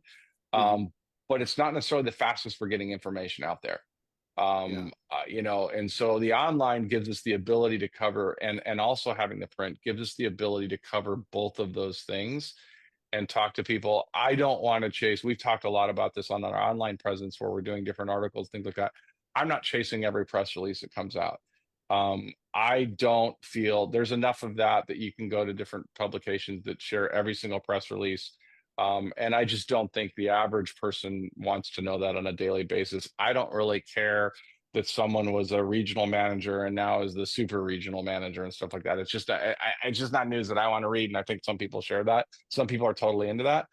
So it gave us the ability for things that happen quickly to communicate quickly to the database and to the group, and then it gives us the magazine to deep dive on other subjects. And I think it's a good fit. We have different personalities. We have different views on things. I'm definitely, more lackadaisical on some of the stuff I'll cover, whether it's a stupid glass that the notch is cut out to fit the cigar in, or whether it's a humidor or whatever it may be. And Thor is definitely covers that. So I think we have two different distinct personalities that can follow us and get the information they need. And it's fun. It's actually a lot of fun. It's a lot more work than I planned on. But I'm enjoying it. Mm-hmm. Yeah, I mean we've known each other for so long. We've worked together. I interviewed Fred right before he sold Nomad. You know, that interview never came out. Oh my gosh. Maybe we'll have to publish that still. But you know, we've always had a great time. He came to Chicago when I lived there. We'd always get together. Always had a great time. So it was just a really natural, easy fit to work together and to become partners. So yeah, and I don't do partners. I don't do partners. So it was a lot for me to sit there and get, and after I saw Thor the one day, and it was just kind of this weird soft thing where like, yeah, maybe we, should talk about it. And then I remember that night just thinking about it, going, you know what? I think a partner is not, you don't necessarily, you work together on something, but you need to have your own things that you're covering. And that's what, the other guy knows you're covering your part and they're covering their part. And that's really what makes a good team. And just the more we kind of talk through the hypotheticals, and that was the important thing to do up front, was to really kind of get even some hard topics for both of us to just go, look, let's get them on the table right now, because you don't want them to come up later, and see where we share the same vision. And I respect what Thor built, and I don't want to change the core culture of what Cigar Press is. I just want to expand the audience on it. And I think that we found there was really a better fit and it was never on our radar, honestly, until the last year. I mean, it wasn't anything that I think Thor considered, and it wasn't anything I considered either. But the timing was right for both of us. I want to go back to something you said, Fred, because I really want to, I take actually issue with it. And Thor, I'm looking for backup and on this a little bit. So you've had years of experience in interview. I take great pride in my interviewing skills. I think that is my skill set. You obviously are very accomplished in it as well. I think I completely disagree with Fred. I think he has an incredible knack for it. I think it's very different, but I think he's got an incredible knack for it. Definitely. I think on the final puff stuff, I mean, the advantage I had is that they were comfortable with me. I had them all pick the location they were going to be most comfortable. They all had the ability to take something out of the rough cut if they didn't like it. And they I think every single one of them touched on something that was painful, something that was awkward, something that was a miss for them that they had to figure out how to rebuild or restructure or whatever it was. And nobody cut anything out of any rough cut. They all watched it. They said, yes, that's what it was. So I felt that I wanted people to see them the way they really were. My intention of going into it was 70%, the people, and 30% cigars. Obviously it ends up more, 50-50 on the cigar part of it. But what I did have is I did have a relationship, and I did have access, and I did have the ability that I knew they'd be comfortable with me. And that's, to me, what made a good interview. Could there have been better questions? Yeah, I'm always going to beat myself over that. But honestly, I tried to go in more with the Johnny Carson mentality. Johnny Carson made whoever he interviewed, it was about them. It was about me. I never talk about the fact that I blended cigars. I never talk about that I did, stuff in there and I went down Nicaragua or DR. I never talked about it. This was all about them. And I think that's that positioning is probably what made those interviews pretty good, but not because I was necessarily asking all the great questions. It's just, they were friends. Right. It's just conversation. Yeah. Yeah. It's kind of the very, I would say, pretty similar to the model that I take an approach to it. I'm really interested in by my, my guests as people, and the whole premise of tonight's show is yeah, we were eventually going to talk about this new era of cigar press, but I wanted to have a conversation with you guys about cigars that we've smoked in our journey of cigar smoking the last 2+ decades, and and that was a different part of it that I really kind of wanted to get to. Even my top 10 show is very different. I have George Brightman on to kind of assess because he's one of the original cigar reviewers, and I just thought that would be fun. And luckily, he thought that was a cool idea too. And it's been fun that way. I like the different angles, and I like looking at the human aspect of it. And by no short measure, I mentioned your James and Angela interview from years ago, Thor, because that to me, in long form, and everyone jokes about the length of my podcast, is what I'm really interested in. I'm really interested in their journey and their story of who they are as people, and I think that was brilliantly captured in that piece, and everything. So, I kind of say this is a little tongue in cheek here, Fred, but I think it's a question worth asking, because I think it's kind of been your mantra. I mean, you literally wrote the book on it. How has Thor been the lime of the cigar industry? Well, look, I mean, we talked about it earlier. I mean, Thor wasn't covering necessarily all the biggest guys. He was seeking the information first, and then who they ended up being. They ended up being. So, I mean, the mantra of being an everyman cigar smoker was exactly what Cigar Press was. It was this, not an underground magazine, because certainly it was all over. I mean, we're all seeing it in cigar shops, but I mean, it was just real. It was article. Look, anybody can do an interview that they're talking about why the cigars are the best, or why they blend, or how they have this field and stuff like that. But they're all people. They all have challenges in running a company and managing people, and what Thor was able to get across was the passion that's behind it. I remember before I went down to DR for the first time, and you're always hearing, oh, how passionate they are, and they're all about family. And I'm like, yeah, that's a really cool marketing idea. And then you go down there and you see that it really is. And I think Thor captured that. I think that was missing in our industry. What was kind of just pulling back the curtain a little bit and getting to know the people. And a lot of the issues, there's every issue had something that was a dive behind the scenes on somebody that goes beyond the surface level that's in a press release. And I respect that. And that's his ability as a writer, and his ability to ask the right questions and craft those stories that way. So yeah, I think he was definitely, I mean, nobody was doing anything like that when Cigar Press came out. And I still don't think that anybody is. I think that they've tried to adapt, and they've tried to be more inclusive, but that's not the foundation of what their model is. And I think that's what Cigar Press is. Mhm. Thor, you talked about how the world of online was an area that you really wanted to expand in and venture in, and it wasn't necessarily your expertise. You've made another shift. You guys have made another shift that has been kind of a long-standing tradition of cigar press, the no ratings, Yeah. and now you guys have ratings. Thor, I'm really interested in just talking about that decision and how that's been. I imagine that's been probably personally challenging for you because it's very different. It's different. Yeah. I mean, I still don't like it, but it was something that, since day one, and it was more consumer based. I got more response from consumers saying, well, we just want to know what you think. We like the ratings because we want to know Cigar Press's take on it. You just tell us about the cigars, but we want to know what you think is the best and this and that. So I mean, it's still challenging. It's hard to put a number on cigars for me, but it's something I think that the industry demands, and that consumers like. They can talk about it. Manufacturers talk about it. People can debate about it. It brings up conversation. So, that's just part of being the new era cigar press. We have to make some changes. So that was an obvious one that we had to adapt. I heard you chuckle, Fred. I'm sure that was maybe was that a point of disagreement or a No, difficult no, one to no, go? no. Actually, I always had. I mean, and I knew about. I mean, the rating thing happened before I was there. Thor was actually kind of had to go that route, and so I laugh because it was one of the things that I always respected about Cigar Press. And so the challenge of having to adapt because that's what the consumer wants doesn't mean you're giving up your values. It just means you're having to put a number on it. And um, I don't do the ratings for Cigar Press right now, and I don't have immediate plans to do it.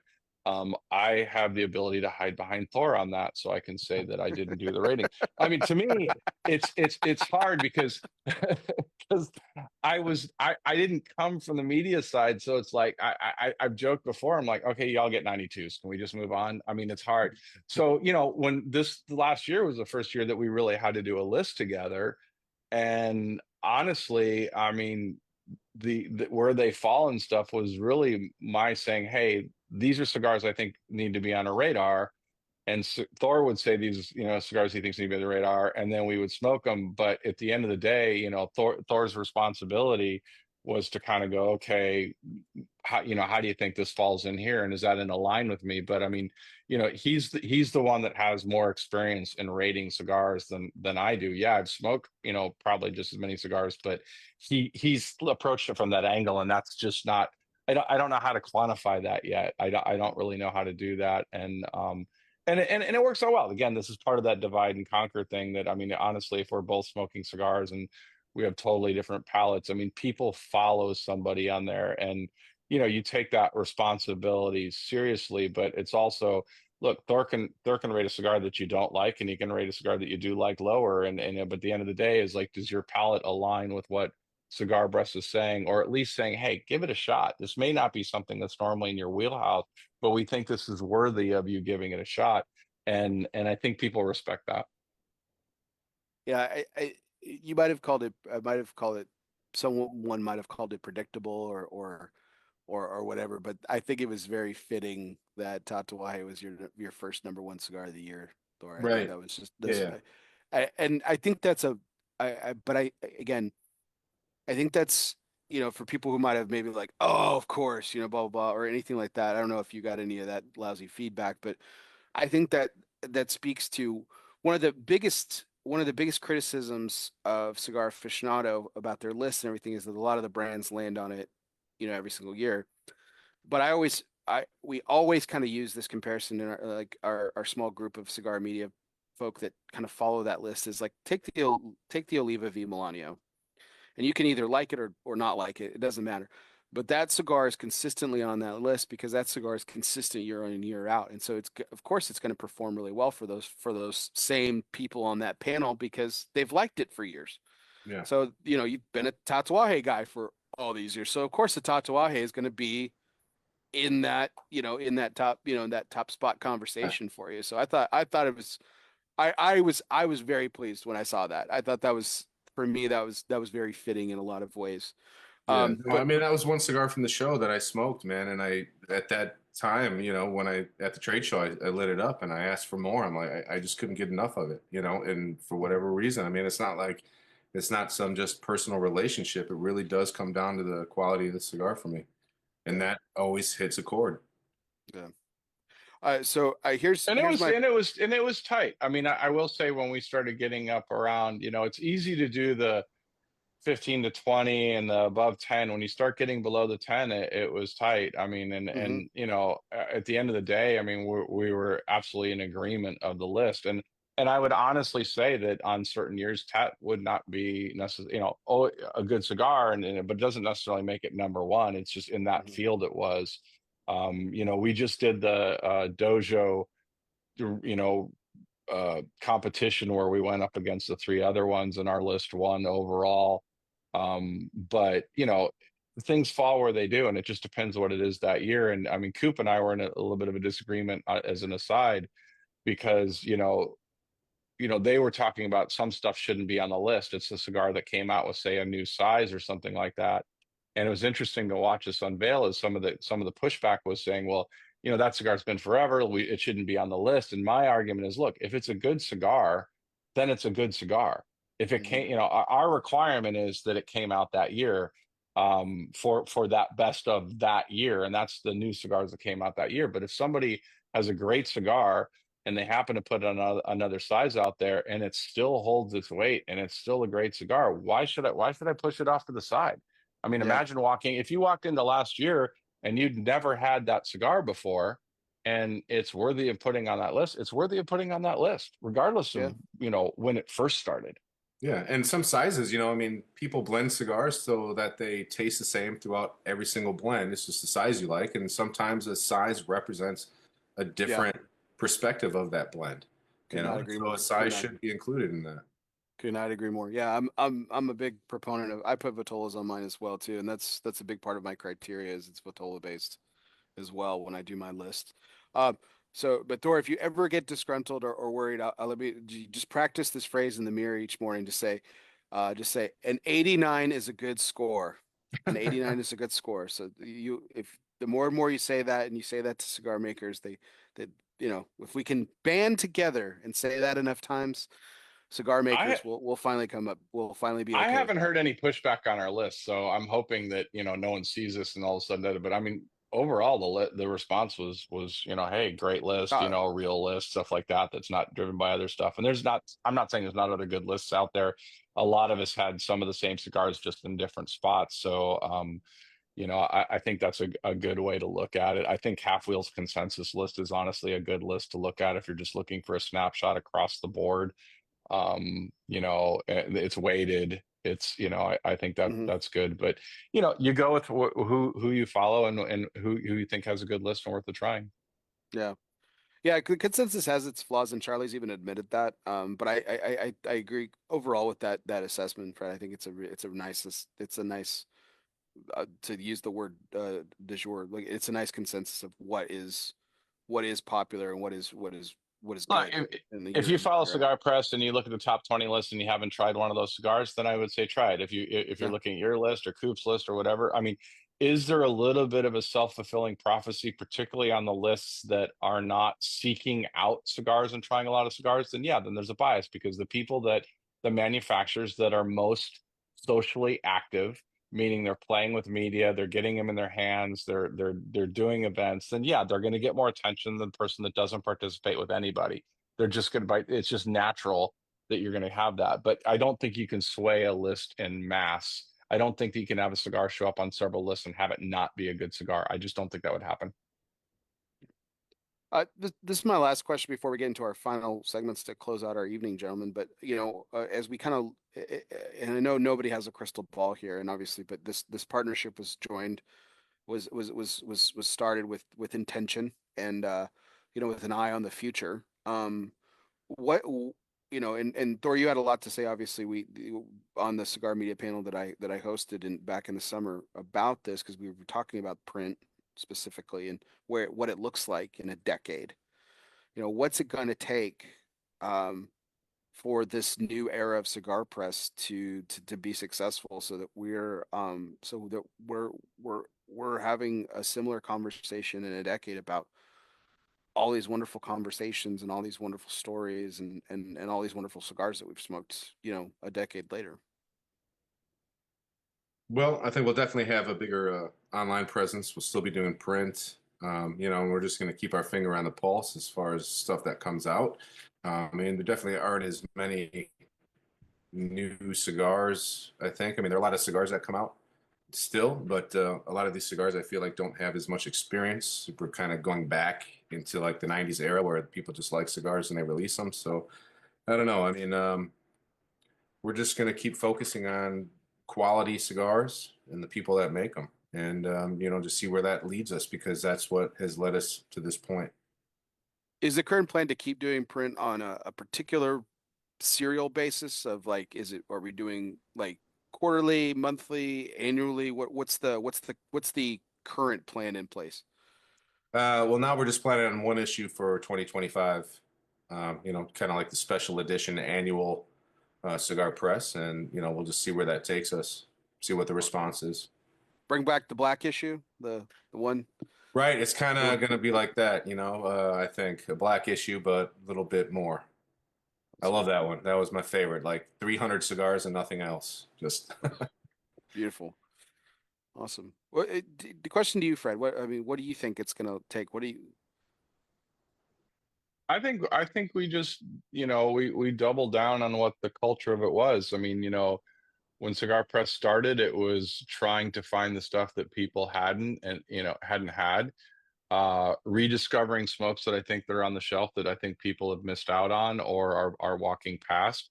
I think and continually trying to find, different angles and things that are interesting. It's not just about the cigars. I think that for me personally, it's adding some parallel lifestyle things that not just what cigar smokers smoke, but what they're also interested in. And as we continue to build our tribe, we just kind of listen to what they're interested in knowing more about and trying to cover that. We're streamlined. We're not, we don't have the restrictions of print only, and we don't have the restrictions of online only. So we have a flexibility that some other ones don't. And we have the flexibility to make decisions quickly based on what people want. So I think, first and foremost, we stick to our values, and secondly, we listen to what everybody wants and try if there's an angle we can cover that's unique, which is difficult to do, but if we can cover some angles that are unique, I think that we continue to double down on that, and I think we'll always have a home for people to get information from. Wonderful. Do each of you have a third cigar that maybe you won't be able to smoke tonight, but that you brought tonight? Yeah, I grabbed a Destino El Siglo going back to Fuente roots of Good mine. cigar. I would have probably smoked Okay. that first based on the progression of things, but yeah, I don't know if I'm going to get to that one. I still got a lot of this one left, but Okay. that cigar is just everyone I've smoked has not let me down. So, Okay. and I think I got that one, Fred. You might know I got that. Actually, at keep your Cigar. thoughts. Keep your thoughts on it because that's going to play into the next question. So cool. Just hold on to that Right. real quick. Awesome. Fred, what about you? Did you bring a third one? Avo Compañero from 2009, which the Compañero is the nickname for what was the annual Avo cigar. Obviously, a lot of history with Avo. I mean, he was influential in my, ended up making cigars and expanding my knowledge and introducing me to a lot of people. It's interesting you said earlier because it was actually the first memorable cigar that had the Peruvian Seco in it. And I remember sitting in Eladio's office when that cigar was coming out and him talking about the Okay. element of Peruvian tobacco. Hold that thought. Hold that thought. This is perfect. This is perfect. This is going to play into this next question. So the cigar that I brought to the table was a Home 2021 from Dissident. The second Oh, era Dissident, made by James Brown and Ben before he sold it to the Coburns. Um, the reason I brought that particular cigar, obviously, it's stamped with the age that it came out. It came out in 2021. Obviously, I've had it since then, but I brought it because, again, to represent something we've talked about a couple of times already, is those are two brands in one that Thor introduced me to. Never heard of Dissident until picked up an issue of Cigar Press, and never heard of Black Label Trading Company until I picked up an issue of Cigar Press as well. So I thought it was a nice little homage to Awesome. my personal history. So nice. that brings us to the asylum moment segment for tonight. Refuge is more than just a physical place. It can be a state of mind. Life's greatest reflections can be found in our own personal asylum. Moments like these were made for asylum cigars. So light up an asylum and choose your refuge. Now, Fred, you already started on this, so we'll come to you with this. I want you to talk about the third cigar that you brought tonight and that first moment that you first smoked that cigar, and talk to us about what that moment was like. So that was actually coming back from the factory, and that was to become the Avo Limited 2009, which was the Compañero. At the time, there was always an annual cigar, kind of coinciding with Avo's birthday, but it was a just a specific one that Ecuadorian sun grown. It had a lot to it. It had Creole, Lajero, San Vicente, which is pretty popular, but it actually had the Peruvian element of it, which was something that it was just a flavor I couldn't put my finger on because I wasn't familiar with it. And I just remember smoking that, going, "Wow, this is different."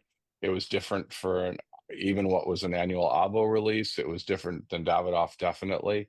But it just had this other layer that it just kind of opened my eyes to just the subtlety that could be introduced, particularly on the Dominicans, because it is a subtle cigar with the floral notes and everything. And the Peruvian I like, and it is kind of in now I can identify it because I can't remember. I was talking to a couple of weeks ago on an undisclosed blend, and I said, "Is there Peruvian in there?" And they were kind of surprised that I knew that. So yeah, and look, I mean, my history with Avo was way back, and so that was just one of those things. And I have two left, so I'm always on the lookout for some more of those. Nice. Thor, I was thinking about I have an idea about Avo. We'll talk offline about, but I was thinking about this and then I couldn't remember the issue, and I didn't. Granted, I didn't look very hard, but you interviewed him too, right? I mean, Fred obviously spent countless hours personally with him, but did you interview No, him, I didn't never you? did an interview. We did publish an Okay. article, I don't know, a couple of years ago, a few years ago, 2019 or 20, maybe even before that. But Fred wrote the article that we published on Avo. Okay. That's what it was. Okay. Mhm. Awesome. Did you ever have the opportunity to meet him? I did. Yep, I have. I smoked cigars with him, just at the same table. Didn't have many deep conversations, unfortunately. Didn't have the chance, but yeah, I've been in his presence and feel lucky enough for that. So talk about the Siglo that you brought and the first time that you ever smoked that and what that experience was like. Oh, geez. I used to go on the cigar family trips every year to the Dominican with the Fuentes and JC Newman down to look at their cigar family charitable foundation that they do. And every time you go down there, they give you a bag of rare Fuentes or yet to be released Fuentes cigars and JC Newman cigars. And that cigar was in there. And I smoked it. But this particular cigar I got, I think it was at Pro Cigar. It was one of the auctions. I think Fred was actually at our table at that time. Not the one where he convinced my mom to spend 10 grand on a I dinner. did not. Yeah. Lisa need no convincing to bid on anything. Yeah, no, right. Yeah. No, that's true. They just keep her wine glass full and yeah, hand goes up. Yeah. She's betting against herself, I think, at one point. But this cigar, it it's just it's like everything. Don Carlos, Opus, Hemingway, everything rolled into one. Every time I smoke one, it just smokes great. I haven't had a bad one yet. Honestly, I've smoked a couple boxes. I don't have that many, but I just love it. It epitomizes Fuente for me. And it's a great example. Destino El Siglo. I mean, they did a great job with that, and I don't know. I just love it. I mean, we've mentioned Fuente a little bit tonight, and that's probably one that we haven't dove into quite as in deep as we have with some other ones. But you have a long history with that brand as well too, Thor. What is it about Fuentes that particularly like speak to your palate? Is it that aroma that you spoke about early in the show, that initial aroma and smell off the foot that really captures Yeah. you, or what is it about them overall that kind of speaks to your palate? Yeah, it's that aroma at the foot. It's that distinct character. I mean, nothing smells like that to me except a Fuente cigar, especially Opus. And when they're smoking well, I mean, they're great. And it's something that also comes through that smell, which doesn't come through all the time. Cigars, when you smell it before you light it, and you get that character after you light it, also in the aroma. So um, I don't know. I mean, it just speaks to me in that way. It smells great before you light it. It smells great while you're smoking it, all the way through to the end. I mean, it's not hard on the palate. Doesn't kill your senses. Doesn't make you sick. It's just smooth and easy to enjoy. Awesome.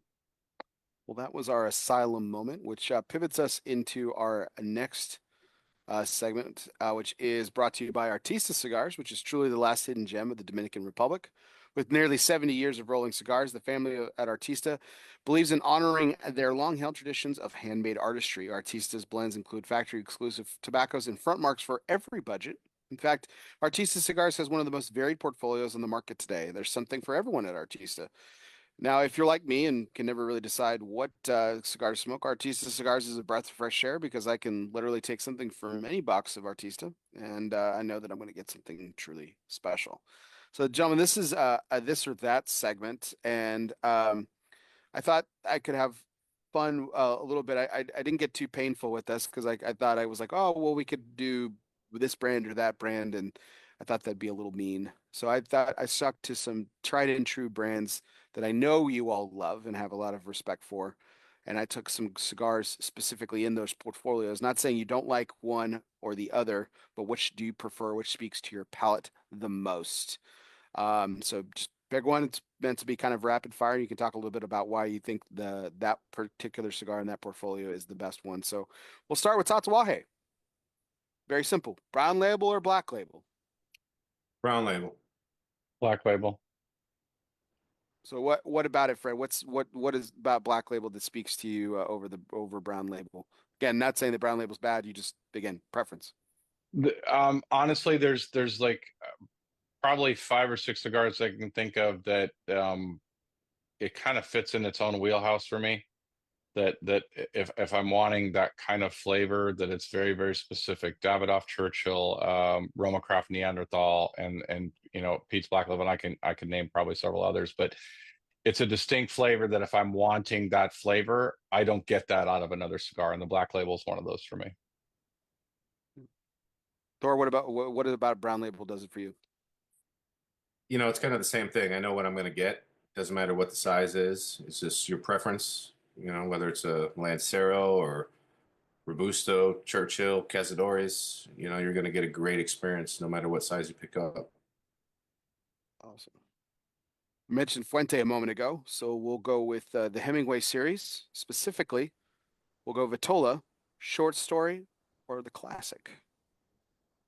Short Story. Short Story. What is it about the smaller format that speaks to y'all's palate? For me, it's my favorite morning cigar. I love that sweetness from the wrapper. I love it with coffee. Just that perfect balance in the morning. Short cigar to kind of kickstart the day, but you get that full flavored experience. Yeah, for me, it was probably one of the first cigars that I realized that a short smoke did not mean I didn't want the full experience. Because sometimes the short smokes are so small that they lack in some of the flavor that, if I had a bigger Botola, I would have a different experience. Short Story said that I could have a cigar full experience in a shorter amount of time and not feel like I sacrificed anything in that process. Yeah, I'm a Short Story fan over a Classic myself, but for me, in that it's the bestseller is my favorite Vitola. And that's my favorite question to always ask in a humor. Do you have any bestseller Maduros? And I'm always disappointed with the answer because it's always no. No, I don't have any. No, I'd have one somewhere. We mentioned Davidoff earlier as well, so this one's a little bit different. I went with Davidoff White Label Grand Cru or the Winston Churchill Late Hour. Two very different cigars. I'm gonna say Late Hour. I'm going to say Late Hour, but that is nothing against the other Davidoff. But again, and I mentioned it earlier, that's one of that Churchill Late Hour is one that is a very distinct flavor. Honestly, and I probably shouldn't say this, but in the last several years, I think that was the best, most unique Davidoff to come out. That was outside that portfolio, that I was wowed from day one, and it's never disappointed. Davidoff is one of those factories. If I have a Late Hour that I go buy off the shelf today, it's going to be the exact same experience 5 years from now if I buy another one, or it would have been the exact same experience 5 years ago. Never fails. If that's the cigar I want to go to, it is always the same experience, and I've never been unhappy with that cigar. Love it. I love both of those too. There's probably they're totally different wheelhouses. That's tough. Totally different. Yeah. 1A, 1B for me out of the Davidoff portfolio. And they are very, very different. Moving over to Quesada. The Quesada 40th or Casa Magna. And I'm talking about the original Casa Magna. I know they've done a lot of different offshoots recently. Casa Magna. I mean, they're both really good. I'd probably have to go Casa Magna though. It's just it was. I'm not gonna say game changer because I mean that's just not fair in the cigar world. But I mean that cigar came out, hit me on all the right notes right out of the gate. Yeah, I like that one a lot. Yeah. I've loved it for a long time, but when they took back production of it, and they're just the Colorado is just smoking on all like a new wavelength for me. It's just incredible. And I love the Quesada 40th. I love that cigar. I do too. Absolutely love both of those. Um, I see a box in your humidor over your right shoulder, Thor, and I can't tell which one it is, but this is probably the in terms of burger battles, the Water Burger versus In and Out of the cigar industry. This Liga Privada T52 or Liga Privada number 9. P52. You have T52 in there, so is Yeah, that is those are all empty boxes. okay? Yeah. So in that battle, the number 9 versus T52, are you a T52 guy? I do like T52. I mean, I got a sweet spot for number 9s, but I don't know. That's tough. I mean, I'm a dirty rat. I like dirty rat over all of it, the original ones especially. But they've come back, I think. But yeah, T52s, I feel like, I don't know. There's something a little different about them, a little more spice or something.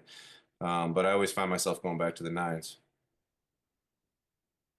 Fred, what about you? 9s or T52s? Original 9s, but anything after that, I would say T52s. Yeah, I actually, yeah, Fred, you nailed it for me. The number 9s were very special at the very beginning, and they still are. I will still go back to them, but yeah, if you're giving me a choice, I'm reaching for the T52. That's what going back to the Undercrown, that 10-year anniversary, that reminded me of those early 9s, and I think that's why I liked it so much. That's fair. Yeah. That's fair. I mean, Yeah. everybody usually has a favorite between those two. It's like saying Padron 26 versus 64, which was probably the next one he was going to do. But it actually is. That's where we're going to end it. 64. Is it really? Yeah, it really is. That's the last one. Get out of my head, Fred. 1926 or 64? I'm going 64. 64. And I'm Maduro pleasantly Natural. surprised because it's slightly cheaper than the 26, but It they're both great. both I mean, really, if I had to go outside that, it's the 80th, but the 64, I have another one of those ones. Never had a bad experience with it. It's unique. It's in its wheelhouse. It's in its own wheelhouse. I think by itself, it is the benchmark of which a lot of cigars were measured on for the longest time. 64 all day long. Yeah. All right. Well, this I probably go natural on that. Natural. Yeah. Okay. Same. Natural. Yeah. With the 64s, I'm definitely a natural guy myself too. All right. This is our second to last question. Everybody Eats, sponsored by Postania Cigars. If you always make sure that your servant's talent is bigger than your appetite, everybody will always get theirs. Postania Cigars is more than just great cigars made by cool people. They embody an attitude of gratitude and grit. With Postania, everybody eats. Speaking of Postania, I just had their San Andres that they're coming out with, and I think it's a limited edition. If you see it, buy it. Thor, I've got some for you. Actually, I brought some back from the shop last week. Excellent cigar.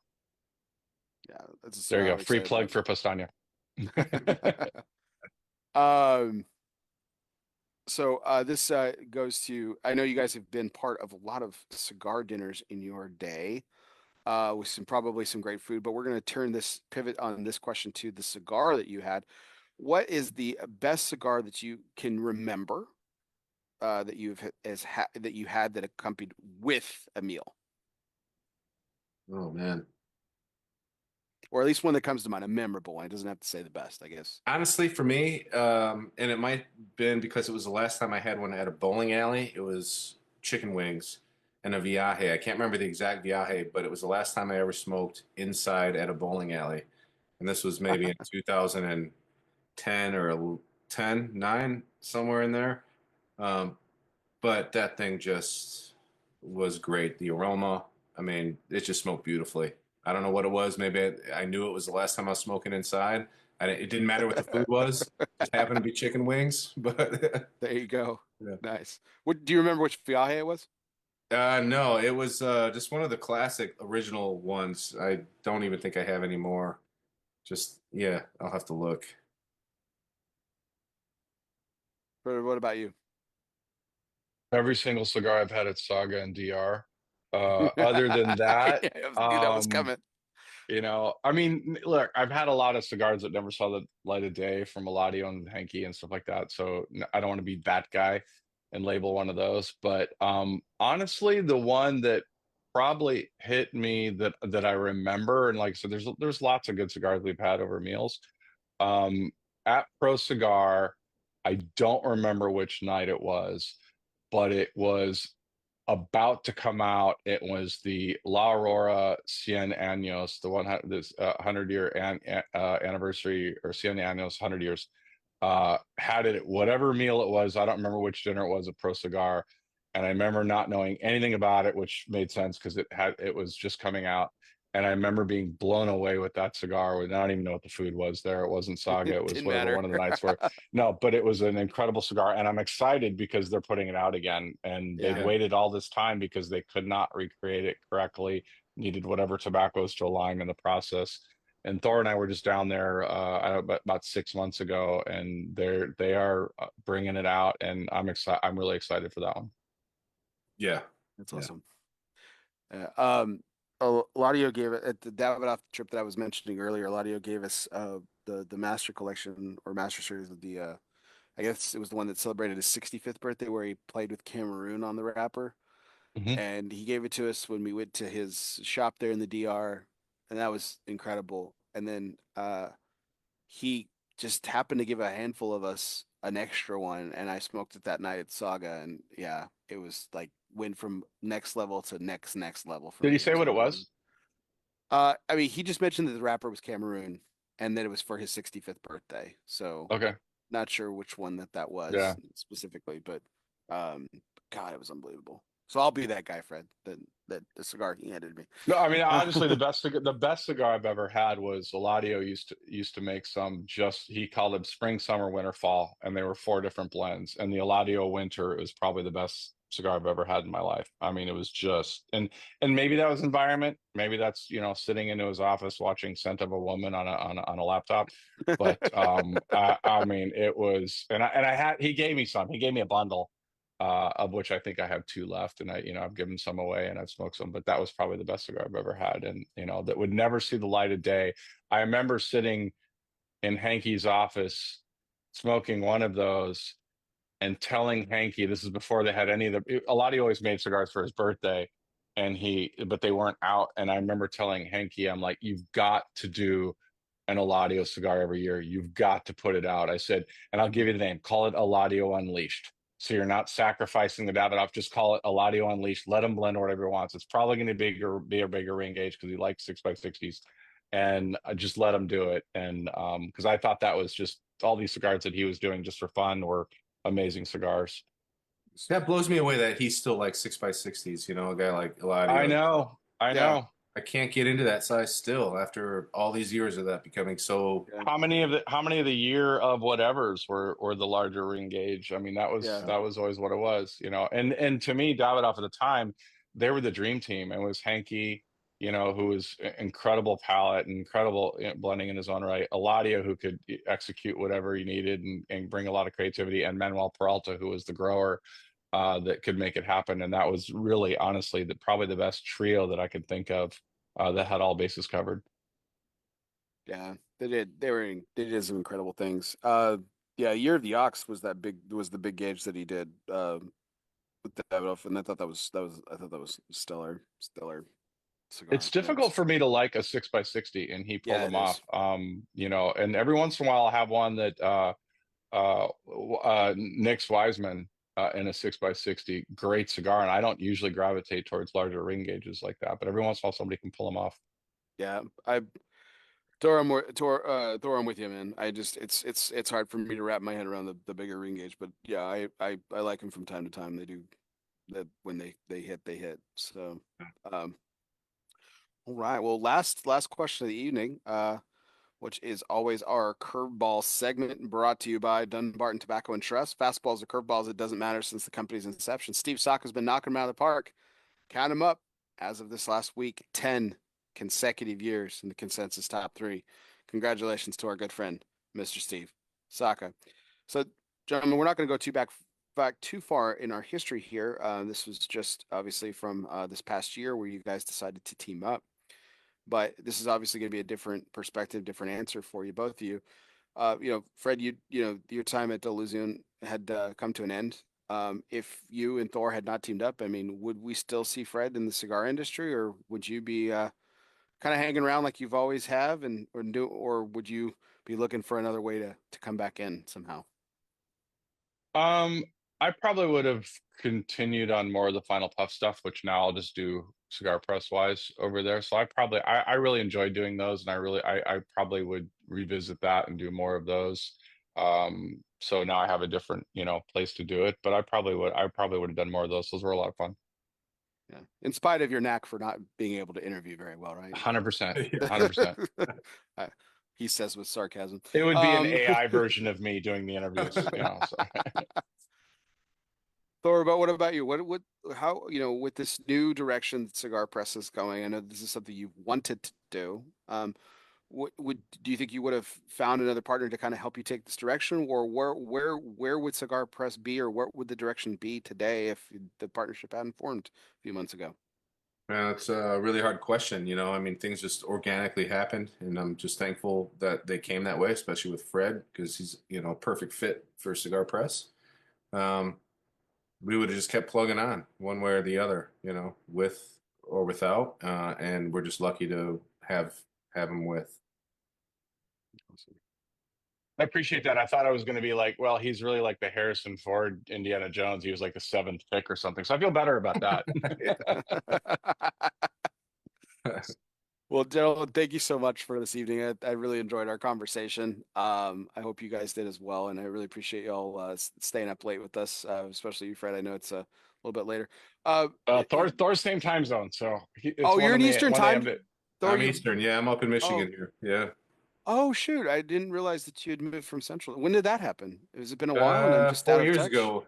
Yeah, we've been bouncing all over. I went from Miami to Chicago, then back up here where my wife's from. So I've been having to stare at that Green Bay hat all night. Well, I wanted to ask you. That was one of the questions. There is nothing wrong with that hat. Yeah. Nothing wrong. How did that? Yeah. So how did that?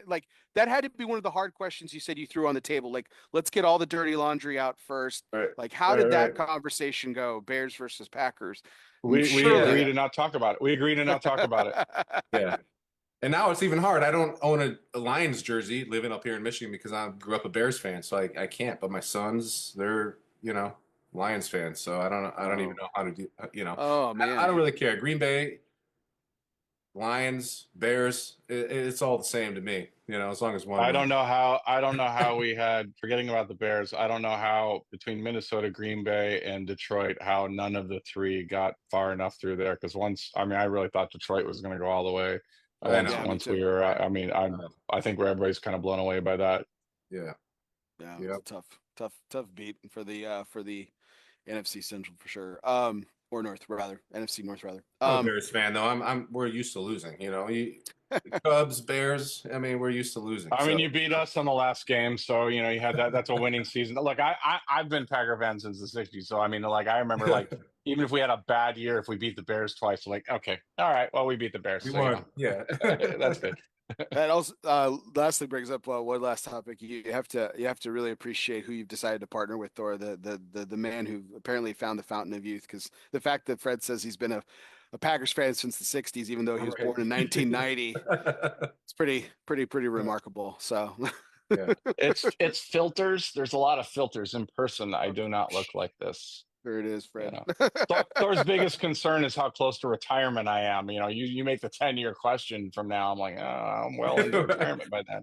No, man, we got 30 years left at least. Come on. Right. Yeah. I may be doing it from a villa in Italy, boosting our European influence. But we'll see. That'll work. Check in on Cigar Journal territory over there. That's the new era of Cigar Press. All right, guys.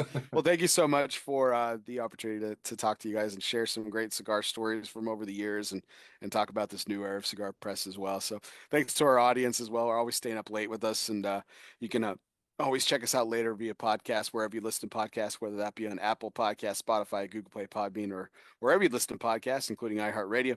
Be sure you download, subscribe, and review today. And be sure you, if you're already a subscriber, do me a favor, hit unsubscribe, but don't forget to hit resubscribe. That always helps my numbers. Allows me to get great guests like these two gentlemen whenever I want, which is nice. Tonight's audio broadcast was courtesy of our friends at Gran Habano Cigars, honest, compassionate, great cigars. Be sure you download, subscribe, and review today. As I mentioned before, we broadcast live on Facebook every Sunday, 9:30 Central, 10:30 Eastern. And we also have our YouTube channel as well. Did receive a recent comment on the YouTube channel. Yes, I know I'm very well behind on our YouTube channel posting. I apologize for that, but I appreciate everyone's support. Thank you so much. This is a time consuming job, and unfortunately, it's not my full-time job. That's an excuse. It's not a good one, but it is it is the reason why. But I do appreciate everyone's support on there as well. Tonight's video broadcast live and our YouTube channel is brought to you by our good friends at Foundation Cigar. Nick Melillo began his career in the cigar industry at the age of 18, working at the cigar shop, the Calabash Shop, in his home state of Connecticut. He went on to work for a well-known cigar company, Drew Estate, where he developed some of the most popular blends. In 2015, he decided to start Foundation Cigar Company to create unique and flavorful cigars that would appeal to from everyone from the novice to the most experienced smoker. And as always, guys, I'm Bear Duplessis, and this was our 319th take. And as always, we're live here at the Alec Bradley Lone Star Studio of Azle, Texas. He's Fred Rewey. He's Thor Nielsen. Together, they are the new era of Cigar Press magazine. Guess what, everybody? We'll see you next time.